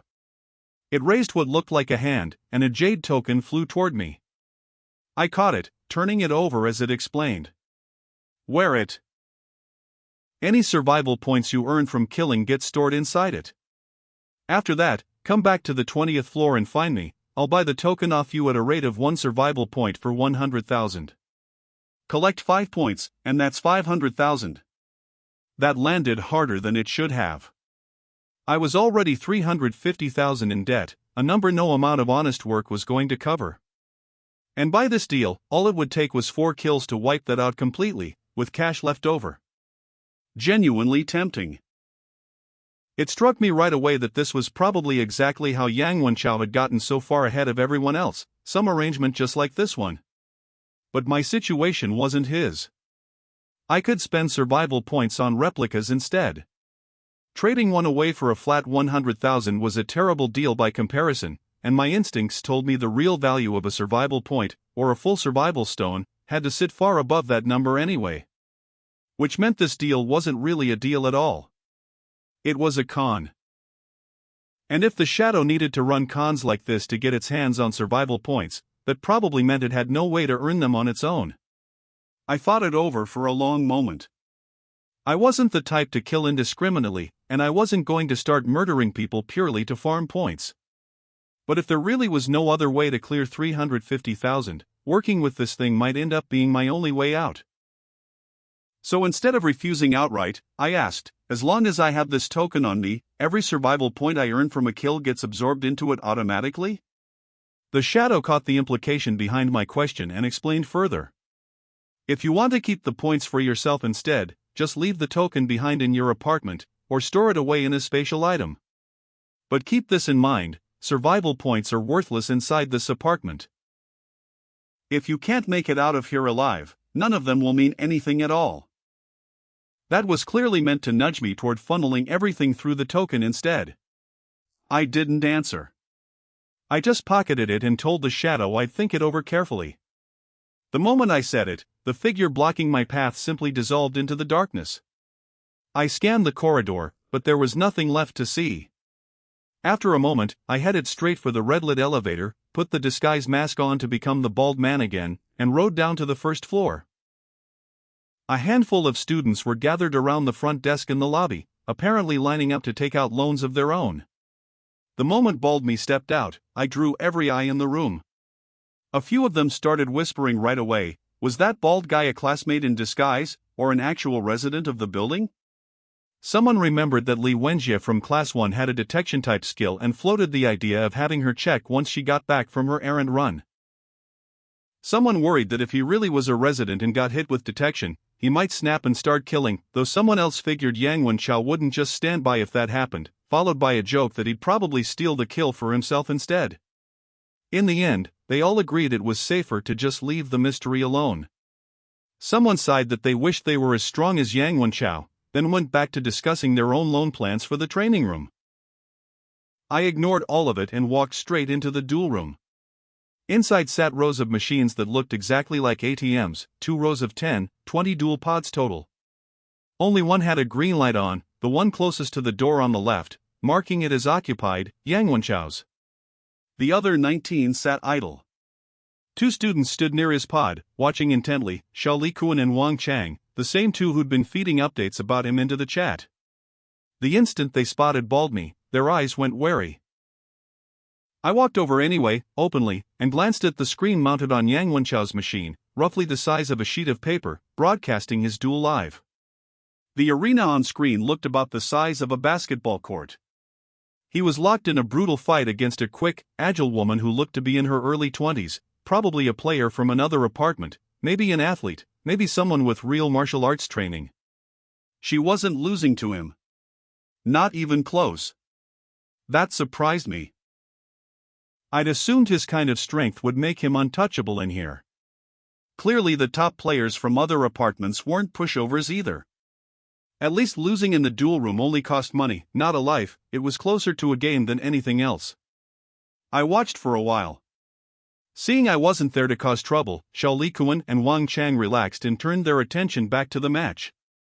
As Yang Wenchao started falling behind, Wang Chang let out a low whistle. Didn't he bet 100,000 on this?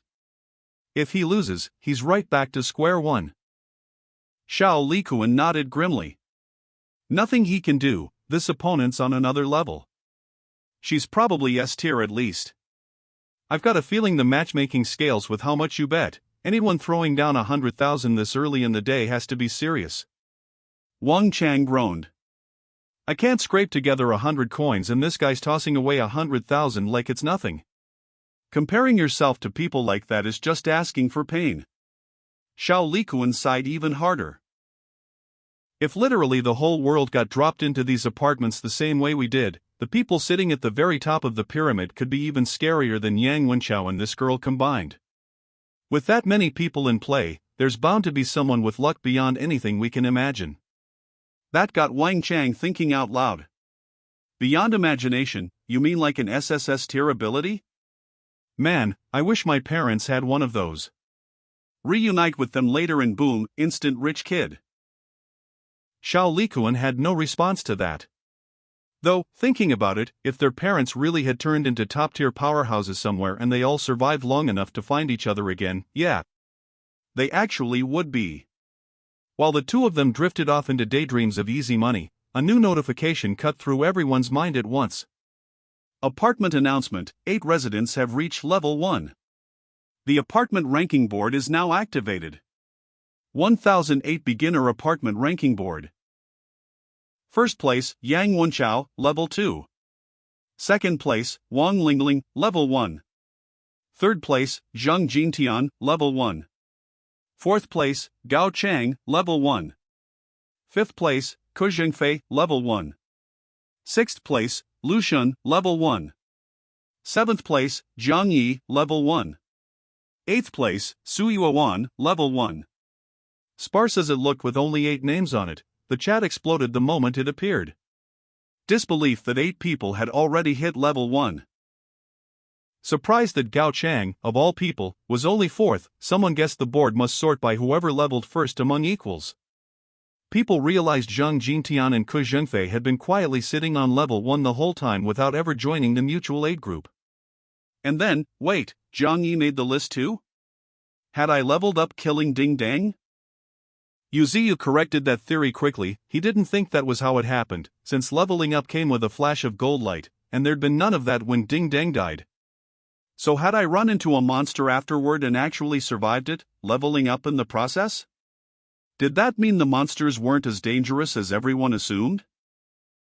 Someone shot that down immediately. Of course they were dangerous, but I'd opened a package, hadn't I, and clearly gotten something powerful out of it, which was probably the only reason I'd survived long enough to kill whatever I ran into. That set off a small wave of people declaring they wanted to go steal packages themselves, quickly tempered by warnings that it was a pure gamble. You might get something great, but you'd definitely rack up a massive compensation bill for it. Someone lamented that everyone who'd hit level 1 wasn't just stronger now, they were literally immortalized on a leaderboard, while the rest of us level 0s were just background extras in someone else's story. Someone compared it to Maslow's hierarchy. Paying rent and grinding jobs was just base-level survival, while leveling up was the real self-actualization. People started asking the 8 names directly for tips on how they'd done it. None of the 8 answered. Right then, the screen on duel machine number 1 flashed a bold fail. Xiao Liquan and Wang Chang, who'd gotten distracted by the chat, snapped back to the screen, eyes wide. Yang Wenchao had actually lost. 100,000, gone, just like that. Someone did the math out loud. The 20th floor's rent only ran 120,000 a day, and he just torched almost that much in a single match. Someone worried he'd be in a foul mood after a loss like that and suggested getting out before he took it out on anyone nearby. Without waiting around, Xiao Liquan and Wang Chang bolted from the room. Watching that fail notification myself, I felt a similar unease. I wanted to use the duel room to fight strong opponents from other apartments, but every match cost money to enter, and right now I had nothing but debt to my name. So I left the duel room and went straight to the administrator's desk. A few students were still lingering there, carefully avoiding eye contact with Baldme. I ignored them and asked him directly what my loan limit was. When Replica 1 had asked this same question earlier, the answer had been 50,000. This time, it was Replica 2 asking. The administrator gave me an indifferent once-over and answered. The number he gave left every student nearby completely frozen. They stared at me like they'd seen a ghost. They'd already guessed the bald man was one of their disguised classmates, but nobody could have guessed he'd walk out with a 300,000 loan limit.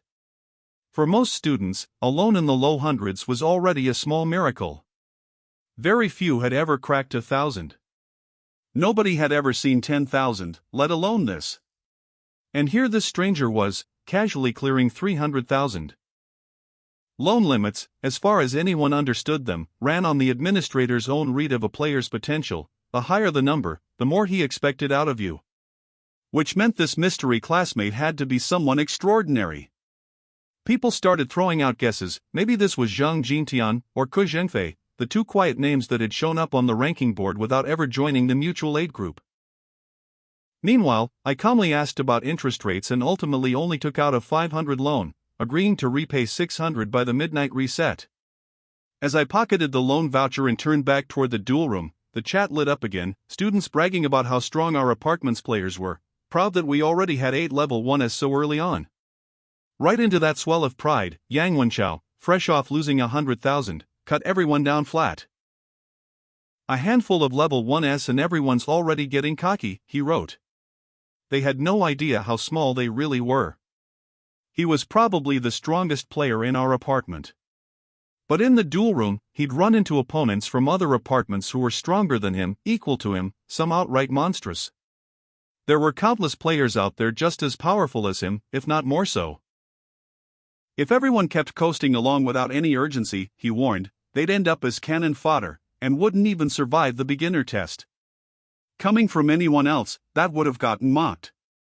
Coming from him, it landed hard. The mood in the chat curdled from excitement into anxiety almost instantly. Then he kept going. Gambling in the duel room had taught him one thing: if you were strong enough, making money there was almost trivially easy. A single win could net 80 to 100,000. Of course, that only worked if you actually won. And he just lost 100,000 in one match. The chat went dead silent, then erupted. Most of us didn't have 100,000 to our name for 10 days of rent combined, and he'd lost that much in a single fight without blinking. The gap between us and the actual top players felt suddenly, uncomfortably enormous. No matter what world you dropped people into, it seemed, the ones at the top always left everyone else in the dust.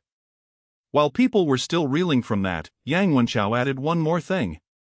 100,000 was nothing, he said. Get strong enough and you'd win it back in no time. So, he announced, he was putting together a team to push into the depths of the corridor and see how far they could level up together. The chat went wild instantly. People were thrilled. Team leveling, led by the strongest player in the apartment, sounded too good to pass up. Someone declared themselves ready to fight anyone who talked trash about Brother Chow from now on. Someone else said they were dropping everything to sign up on the spot. It was obvious the ranking board reveal had cranked everyone's hunger to level up to a fever pitch, and the idea of latching onto someone this strong felt like the opportunity of a lifetime. But Yang Wenchao followed up fast with a catch. Exploring the corridor's depths would be dangerous even with a team behind him, he said. He needed people who could actually fight and handle real risk, not deadweight looking for a free ride. Anyone under 20 combat power shouldn't bother showing up. Anyone above 20 who wanted to level up fast should meet him at the third-floor elevator in 10 minutes. That line reshaped the mood instantly. The students with low combat power groaned in disappointment, realizing their excitement had been for nothing. Those above the threshold weren't many, and even among them, hesitation lingered. Leveling up under his wing was a real opportunity. But Yang Wenchao had already killed people. His volatility was well known by now. What if he simply decided to turn on his own team partway through? Still, having someone that strong at your side would make exploring the dark corridor infinitely safer. The upside and the risk were both obvious, which only made the choice harder. I found myself weighing the same thing. Should I join his team first, chase a level up, and only then head to the duel room?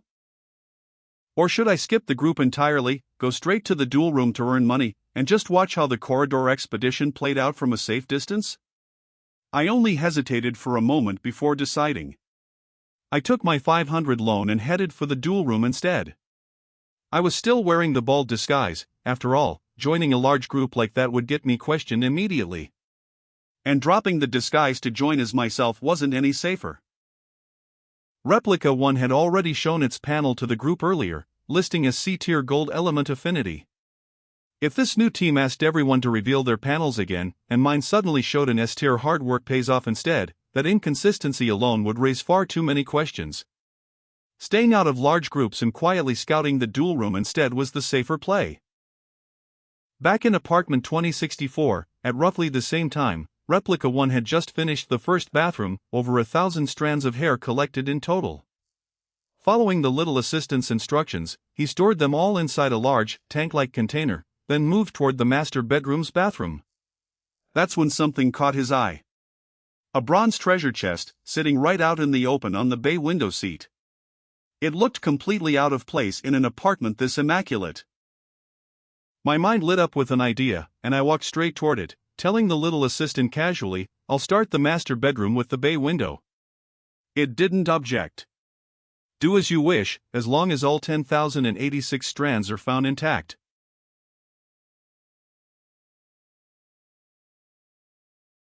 I nodded, approached the window, and rested a hand on the chest, my mind tight with tension even as I kept my voice level.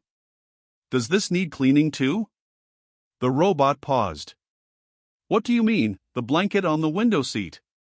"The owner's hair wouldn't normally fall there, but check if you're unsure." My eyes lit up. It couldn't see the chest at all. Was that specific to this robot, or could none of these non-player residents perceive treasure chests? I didn't waste the opening. I stored the chest straight into my pocket space and went right back to hunting for hair as if nothing had happened. Back in the duel room, my second replica felt an immediate lift the instant it registered Replica 1's find. It stepped into duel machine number 2, thinking idly, there were only 20 machines in this room, but if I ever had 20 replicas of my own, I could occupy every single one of them at once. The thought was exciting, even if there was no realistic way to manage 20 replicas within just 10 days of the beginner phase. I cleared my head and focused on the machine in front of me. It felt exactly like stepping into an ATM to withdraw cash. The door sealed shut the moment I entered. A robotic voice confirmed my status as a 20th floor tenant, and 100 survival points were automatically deducted as a usage fee. As I sat down, some mechanism whirred to life, and a high-tech helmet lowered over my head. My consciousness blurred, like falling into a dream. And then I was standing somewhere else entirely. The space was enormous, built like the lobby of some massive apartment complex. People filled it in every direction, young, old, men, women, all of them Doomsday Apartment players. Above every head floated a black title, Nameless Black Iron. At the north end of the hall, the biggest crowd had gathered around a giant electronic screen. On it, first place, Lin Jing, Stubborn Bronze, 100%. Second place, Jiang Ye, Stubborn Bronze, 100%. Third place, Xiaobo, Stubborn Bronze, 100%. Fourth place, Li Junqi, Stubborn Bronze, 100%. 5th place, Wang Chengjin, stubborn bronze, 100%. 6th place, Kopang, stubborn bronze, 92.3%. Every name on that board carried the title stubborn bronze.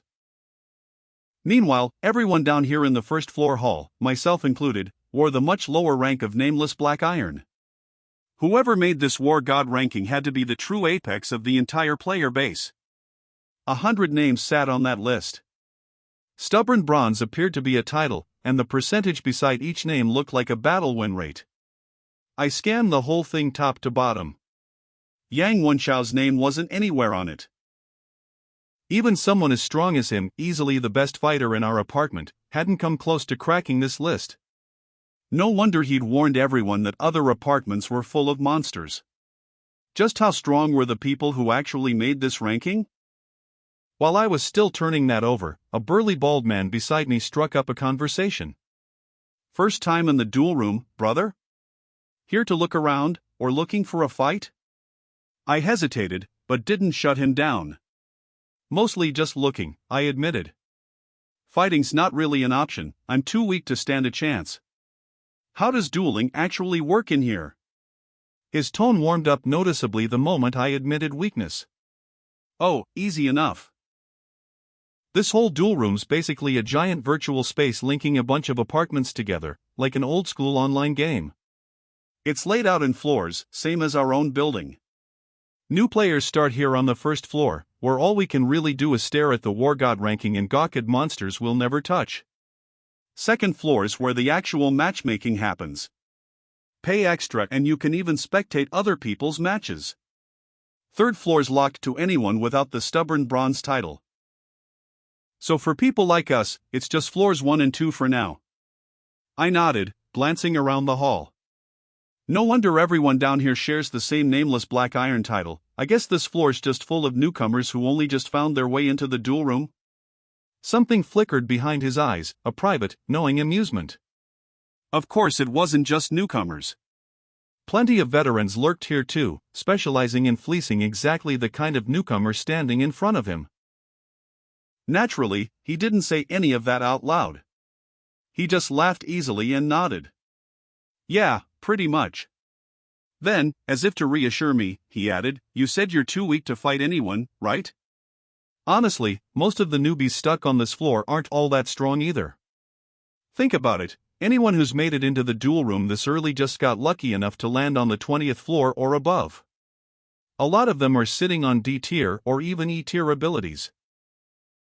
Someone with a C tier ability would already count as one of the stronger ones down here. So if you fought another newbie, your odds would actually be decent. And besides, this whole place is virtual, just like a game. Lose, and all you're out is money, not your life. Then he leaned in, dropping his voice like he was sharing something valuable. "I've been around here a little longer than you, picked up some intel on the newer arrivals. If you're interested in trying a match, I could point you toward an easy opponent, a little test run." He came across as warm, straightforward, the kind of good-natured guy you trust on sight. But I wasn't naive. My school had even run lectures on fraud prevention back in the day. There was no way I was buying whatever this was. Still, I didn't shut him down. I put on a curious expression instead. "So the duel room's matchmaking, isn't it random? Can you actually pick your own opponent?" He grinned. "There's matchmaking mode and challenge mode." "Matchmaking's random, sure, but the system still pairs you against someone with roughly your own combat power. Challenge mode's different, you can go after someone weaker on purpose. Better odds that way." Something about that didn't sit right. If everyone just targeted weaker opponents, wouldn't the weaker players go broke fast and just stop coming? He laughed, shaking his head. "Nah, it's fair, challenge mode needs both sides to agree before the match happens. If a strong player goes after someone weak, the weak one can just say no. But all of us newcomers start out as nameless black iron, total nobodies, no way to tell strong from weak just by looking. So plenty of challenge mode matches end up wildly lopsided anyway. For the stronger side, that's basically found money." He leaned in slightly. "And what I'm saying is, I can help you find some of that money. There's a girl over there, weak as anything, way too naive. Real easy mark. I already pretended to be weak and challenged her myself, one without breaking a sweat. If she hadn't already learned she can't beat me, I wouldn't be passing her along to somebody else. It actually held together as logic. I thought it over, then let a flicker of guilt cross my face. But she never did anything to me. Scamming her on purpose feels kind of wrong, doesn't it? That froze him for a second. He studied me for a long beat, hesitating, before shaking it off and widening his eyes theatrically. Come on, man, don't tell me you're actually this soft. Didn't you hear the system call this place the Doomsday Apartment when you got dropped in? This is the apocalypse. You're still trying to run on some kind of moral code? The real point is, even if you don't scam people, someone else will scam you first. And honestly, I think our whole moral bar should sit a little lower in a setting like this. Looked at right, this isn't even scamming. Call it a lesson. Nobody actually dies in the duel room. If we take her for a loss once, maybe she learns something from it. You could even say we're doing her a favor. He shrugged. Course, if your conscience won't let you, I'm not gonna force it. We'll just say we chatted and made a friend. Then, almost as an afterthought, his tone shifted, softer, tinged with regret. But hey, since you're here in the duel room, that means you're on the 20th floor or above. Rent's gotta be over 100,000 for you, right? Not sure I'll even see you again tomorrow. Funny, both of us bald, feels like fate, doesn't it? Real shame, sigh. The regret in his voice made it sound like I was already dead the second I couldn't make rent. I knew exactly what he was doing, leaning on my rent to pressure me, the same tactic every scam artist uses to make the mark feel like they have nothing left to lose.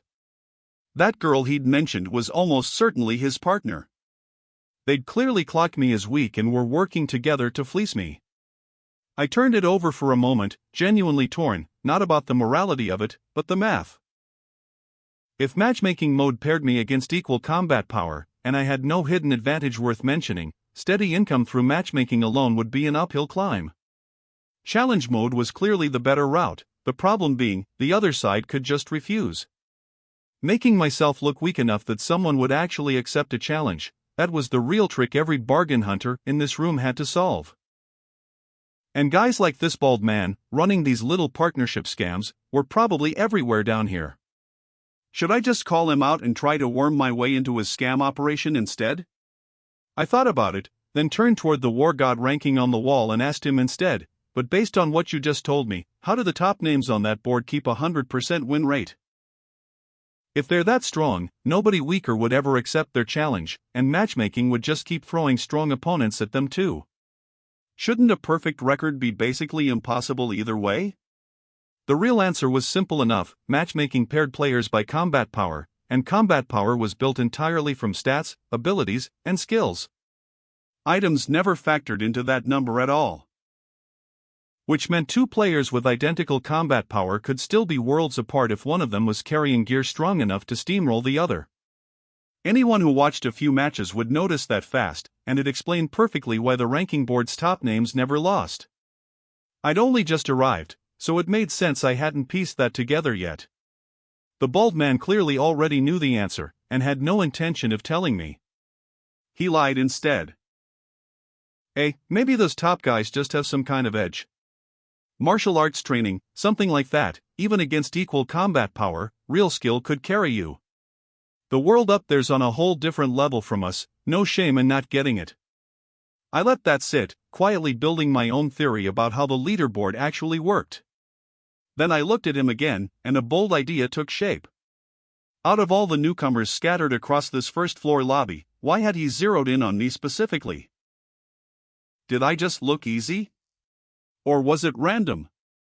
I let my expression shift into something eager, almost grateful. Bro, I've thought it through. Conscience doesn't pay rent. If I don't start making money soon, I won't even cover today's bill. Take me under your wing, I won't forget this. That was exactly the line he'd been angling for the whole conversation. Something sly flickered behind his friendly grin, though his voice stayed warm. Hey, it's not about taking anyone under my wing, no need to be so formal about it. I just figure more friends means more opportunities, that's all. He tilted his head. First, though, tell me your combat power, need to make sure you can actually take her. I answered plainly, my bald, harmless face doing all the work. No problem. C-tier gold element affinity. Stamina 1.2, energy 2.4, combat power 5.5, and I've got a skill 2, golden light technique. I said it smooth, without a flicker of hesitation, nothing about it reading as a lie. He was secretly delighted and started hyping me up immediately. Bro, with that kind of strength you're basically a heavy hitter down here in the duel room. And you were telling me you're too weak to fight? Way too cautious, man. I let my expression go confused, keeping the same earnest tone. Am I actually strong? No idea, honestly. Before all this I was just as shut-in, fat, lazy, never exercised a day in my life, never even killed a chicken. This 5.5 combat power, in an actual fight, I probably couldn't even use half of it. That put him fully at ease. Scamming someone who genuinely had 5.5 combat power would have taken some real effort. But someone who couldn't even use half of it properly? That was perfect. He clapped me on the shoulder reassuringly. That's fine. Even at half your 5.5, this is still an easy win. Come on, let's go find that sweet, naive little girl. He paused. But you'll have to talk to her yourself, she's seen me scam her already, so if she spots us together, she'll never accept your challenge. I nodded, playing along. As he led me toward the second floor, he quietly sent a private message to his partner. Got a new one. 5.5 combat power. Seems pretty gullible, probably not faking the weakness. The reply came back fast from a contact saved as Lee ran. Does he have any items? Anyone on the 20th floor should have started with a bronze treasure chest. This bald man, actually named Jiang Ye, replied quickly.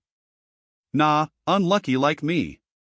His bronze chest just gave him a disguise mask, same as mine, nobody can tell what he actually looks like under it, could be a guy, could be a girl for all I know. She added, almost complaining, honestly I think it's probably some young girl, naive enough to actually worry out loud about whether scamming people is wrong. Lee Ran hesitated before answering. If she's really just an innocent girl with no experience, isn't it a little cruel to scam her?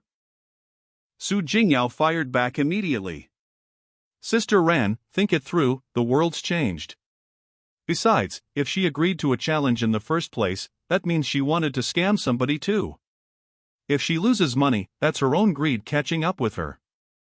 And it's just the duel room, nobody's actually dying. Your job is to play the naive girl, not become one at the worst possible moment. Lee Ran didn't reply after that. The bald man pointed me toward a girl in a white school uniform sitting nearby. See her? Go ask if she's up for a challenge. She'll ask your combat power first, don't tell her the truth, just say something like 1 point something or 2 point something, no skills learned yet. She'll bite. Oh, and she lives in the same apartment as her parents, and they've apparently given her plenty of money. When you challenge her, bet big. 1,000, 2,000, no problem. I put on a flustered look. I don't even have 1,000. I've only got 500 total, and that's from an administrator loan, already spent 100 on the entry fee, so I'm down to 400.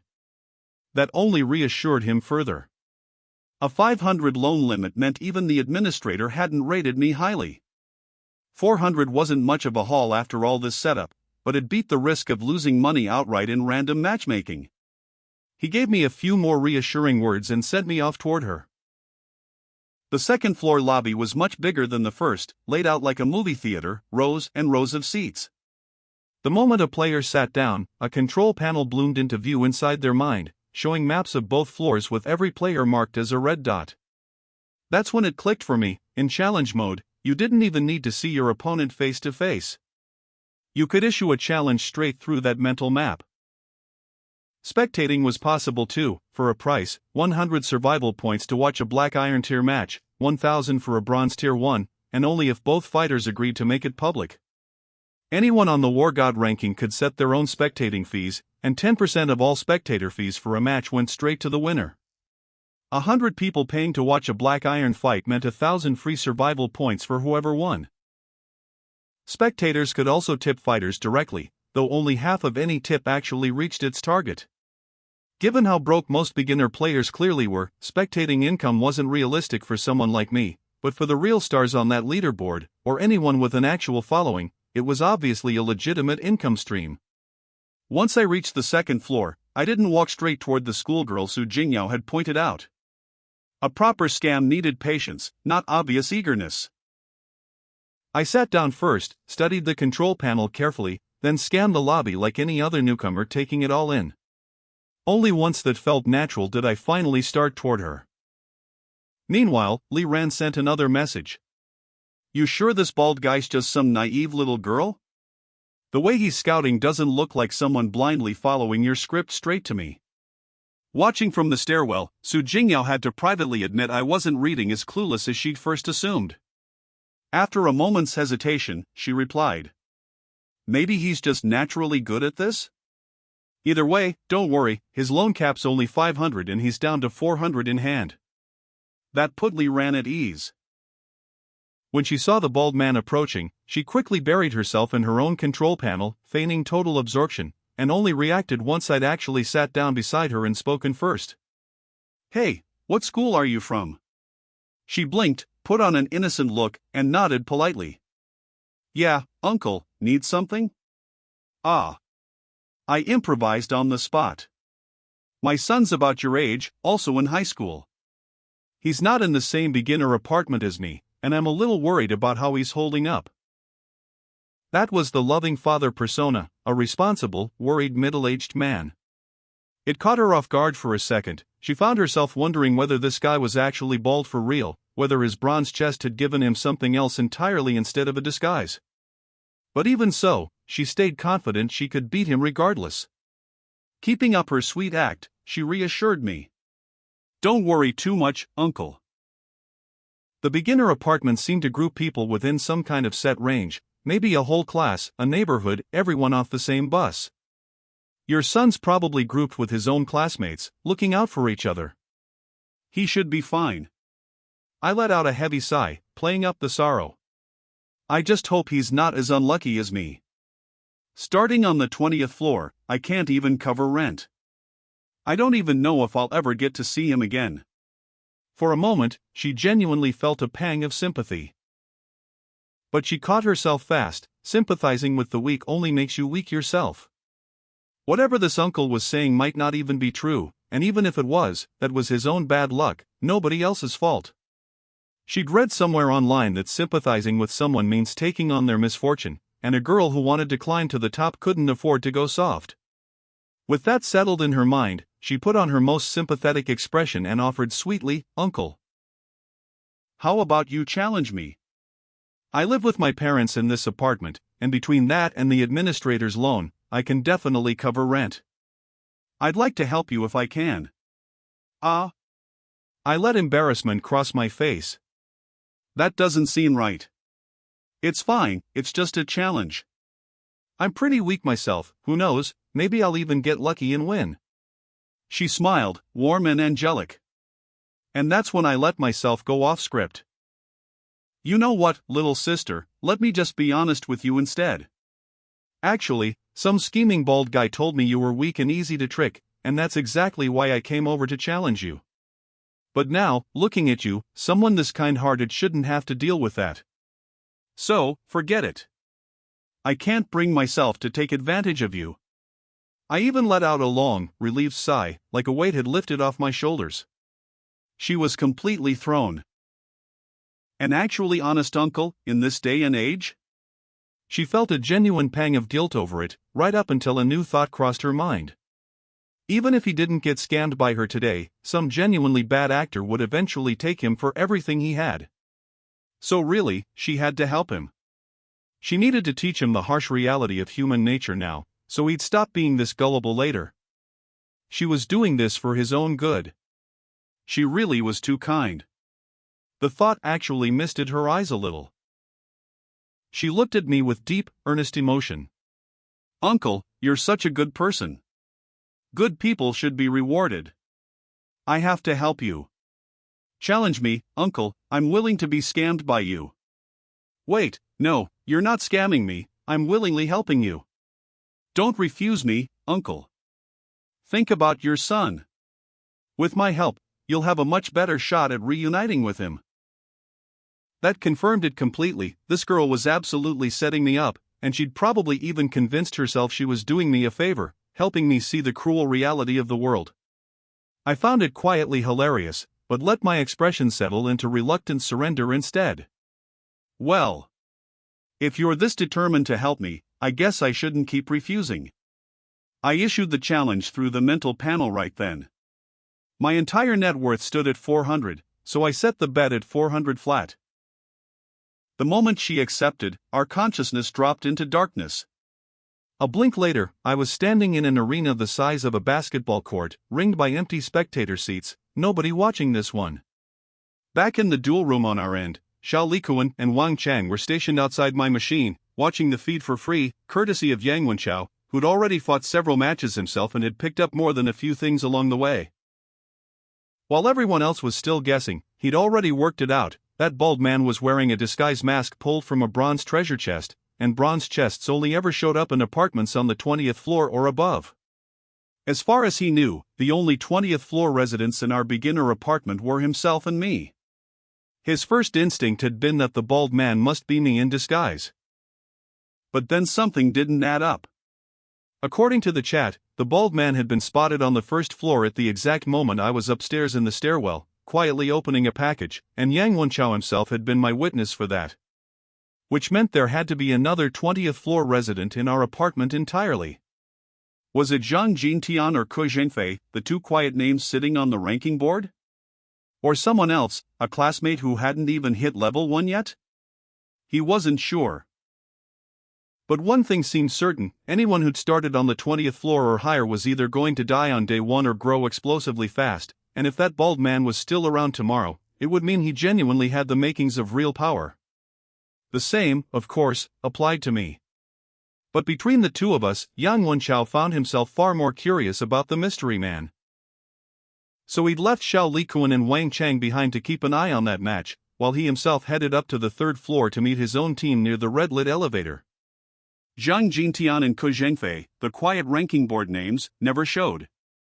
Instead, 4 familiar faces from the mutual aid group arrived together: Wang Lingling, Gao Chang, Lu Shun, and Su Yuan, along with 7 level 0 members from the same group. Yang Wenchao, ironically, was the only one there who wasn't actually part of it, despite having proposed the whole expedition. With 4 level 1 powerhouses backing them, nobody in that group felt particularly afraid of him. Wang Lingling made polite conversation as they gathered, quietly probing, why was he so strong, and how exactly had he come back from the dead? True to his nature, Yang Wenchao fed her nothing but nonsense, deliberately vague and contradictory answers just to throw her off. It nearly set off Gao Chang, whose temper ran short, and he almost picked a fight over it before Wang Lingling stepped in and defused it. In the end, the group formed up and pushed into the darker part of the corridor together, chasing levels. Everyone else kept grinding through their own jobs, keeping half an eye on the leveling rankings in the chat, watching to see if the expedition team actually gained anything. Meanwhile, Xiao Likuan and Wang Chang were thrilled just to be standing this close to Yang Wenchao's orbit, treating the assignment like they'd already latched onto a rising powerhouse. They stood dutifully outside my duel machine, watching the feed like loyal attendants. The moment the screen lit up, their eyes brightened. It's starting. This has got to be the bald guy's first match, right? But why's his opponent some delicate-looking schoolgirl? Even if he wins, that doesn't prove much. Don't be so sure. What if she looks weak but isn't? Remember, Jiang Ye lost 100,000 to a girl earlier today. Wang Chang nodded, sighing. True enough. Can't judge strength by looks or gender anymore. Wang Lingling's proof enough of that. Not just her, Su Yuan too. 2 of the top 8 on the ranking board are girls. As they talked, a countdown appeared on the machine screen, the same countdown echoing inside my own head, inside the arena. I kept up my harmless, honest act as the numbers ticked down, smiling warmly at the girl across from me. Little sister, just stand still, okay? Uncle will make this quick. She nodded obediently, and flashed me a strange little smile, eerie in a way that reminded me instantly of a certain unsettling grin from an old detective movie. Watching the feed, Xiao Likuan and Wang Chang both tensed. Wait, hold on. Something feels off about this. In the arena, Li Ran was thinking to herself, wow, this uncle really is slow on the uptake. She'd basically grinned like a maniac and he still hadn't caught on that something was wrong. Such an honest, gullible man. It almost made her feel bad. But the instant the countdown hit 1, her small frame shot forward like an unsheathed blade, lunging straight at me. Xiao Likuan and Wang Chang both gasped. She's not what she looks like at all, she's fast. Speed and power both scale off stamina, her stats have gotta be way higher than she's letting on. Still nowhere near Yang Wenchao, though.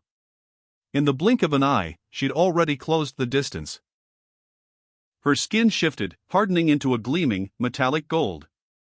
Wang Chang's jaw dropped. What the hell is that? Is she some kind of muscle Barbie?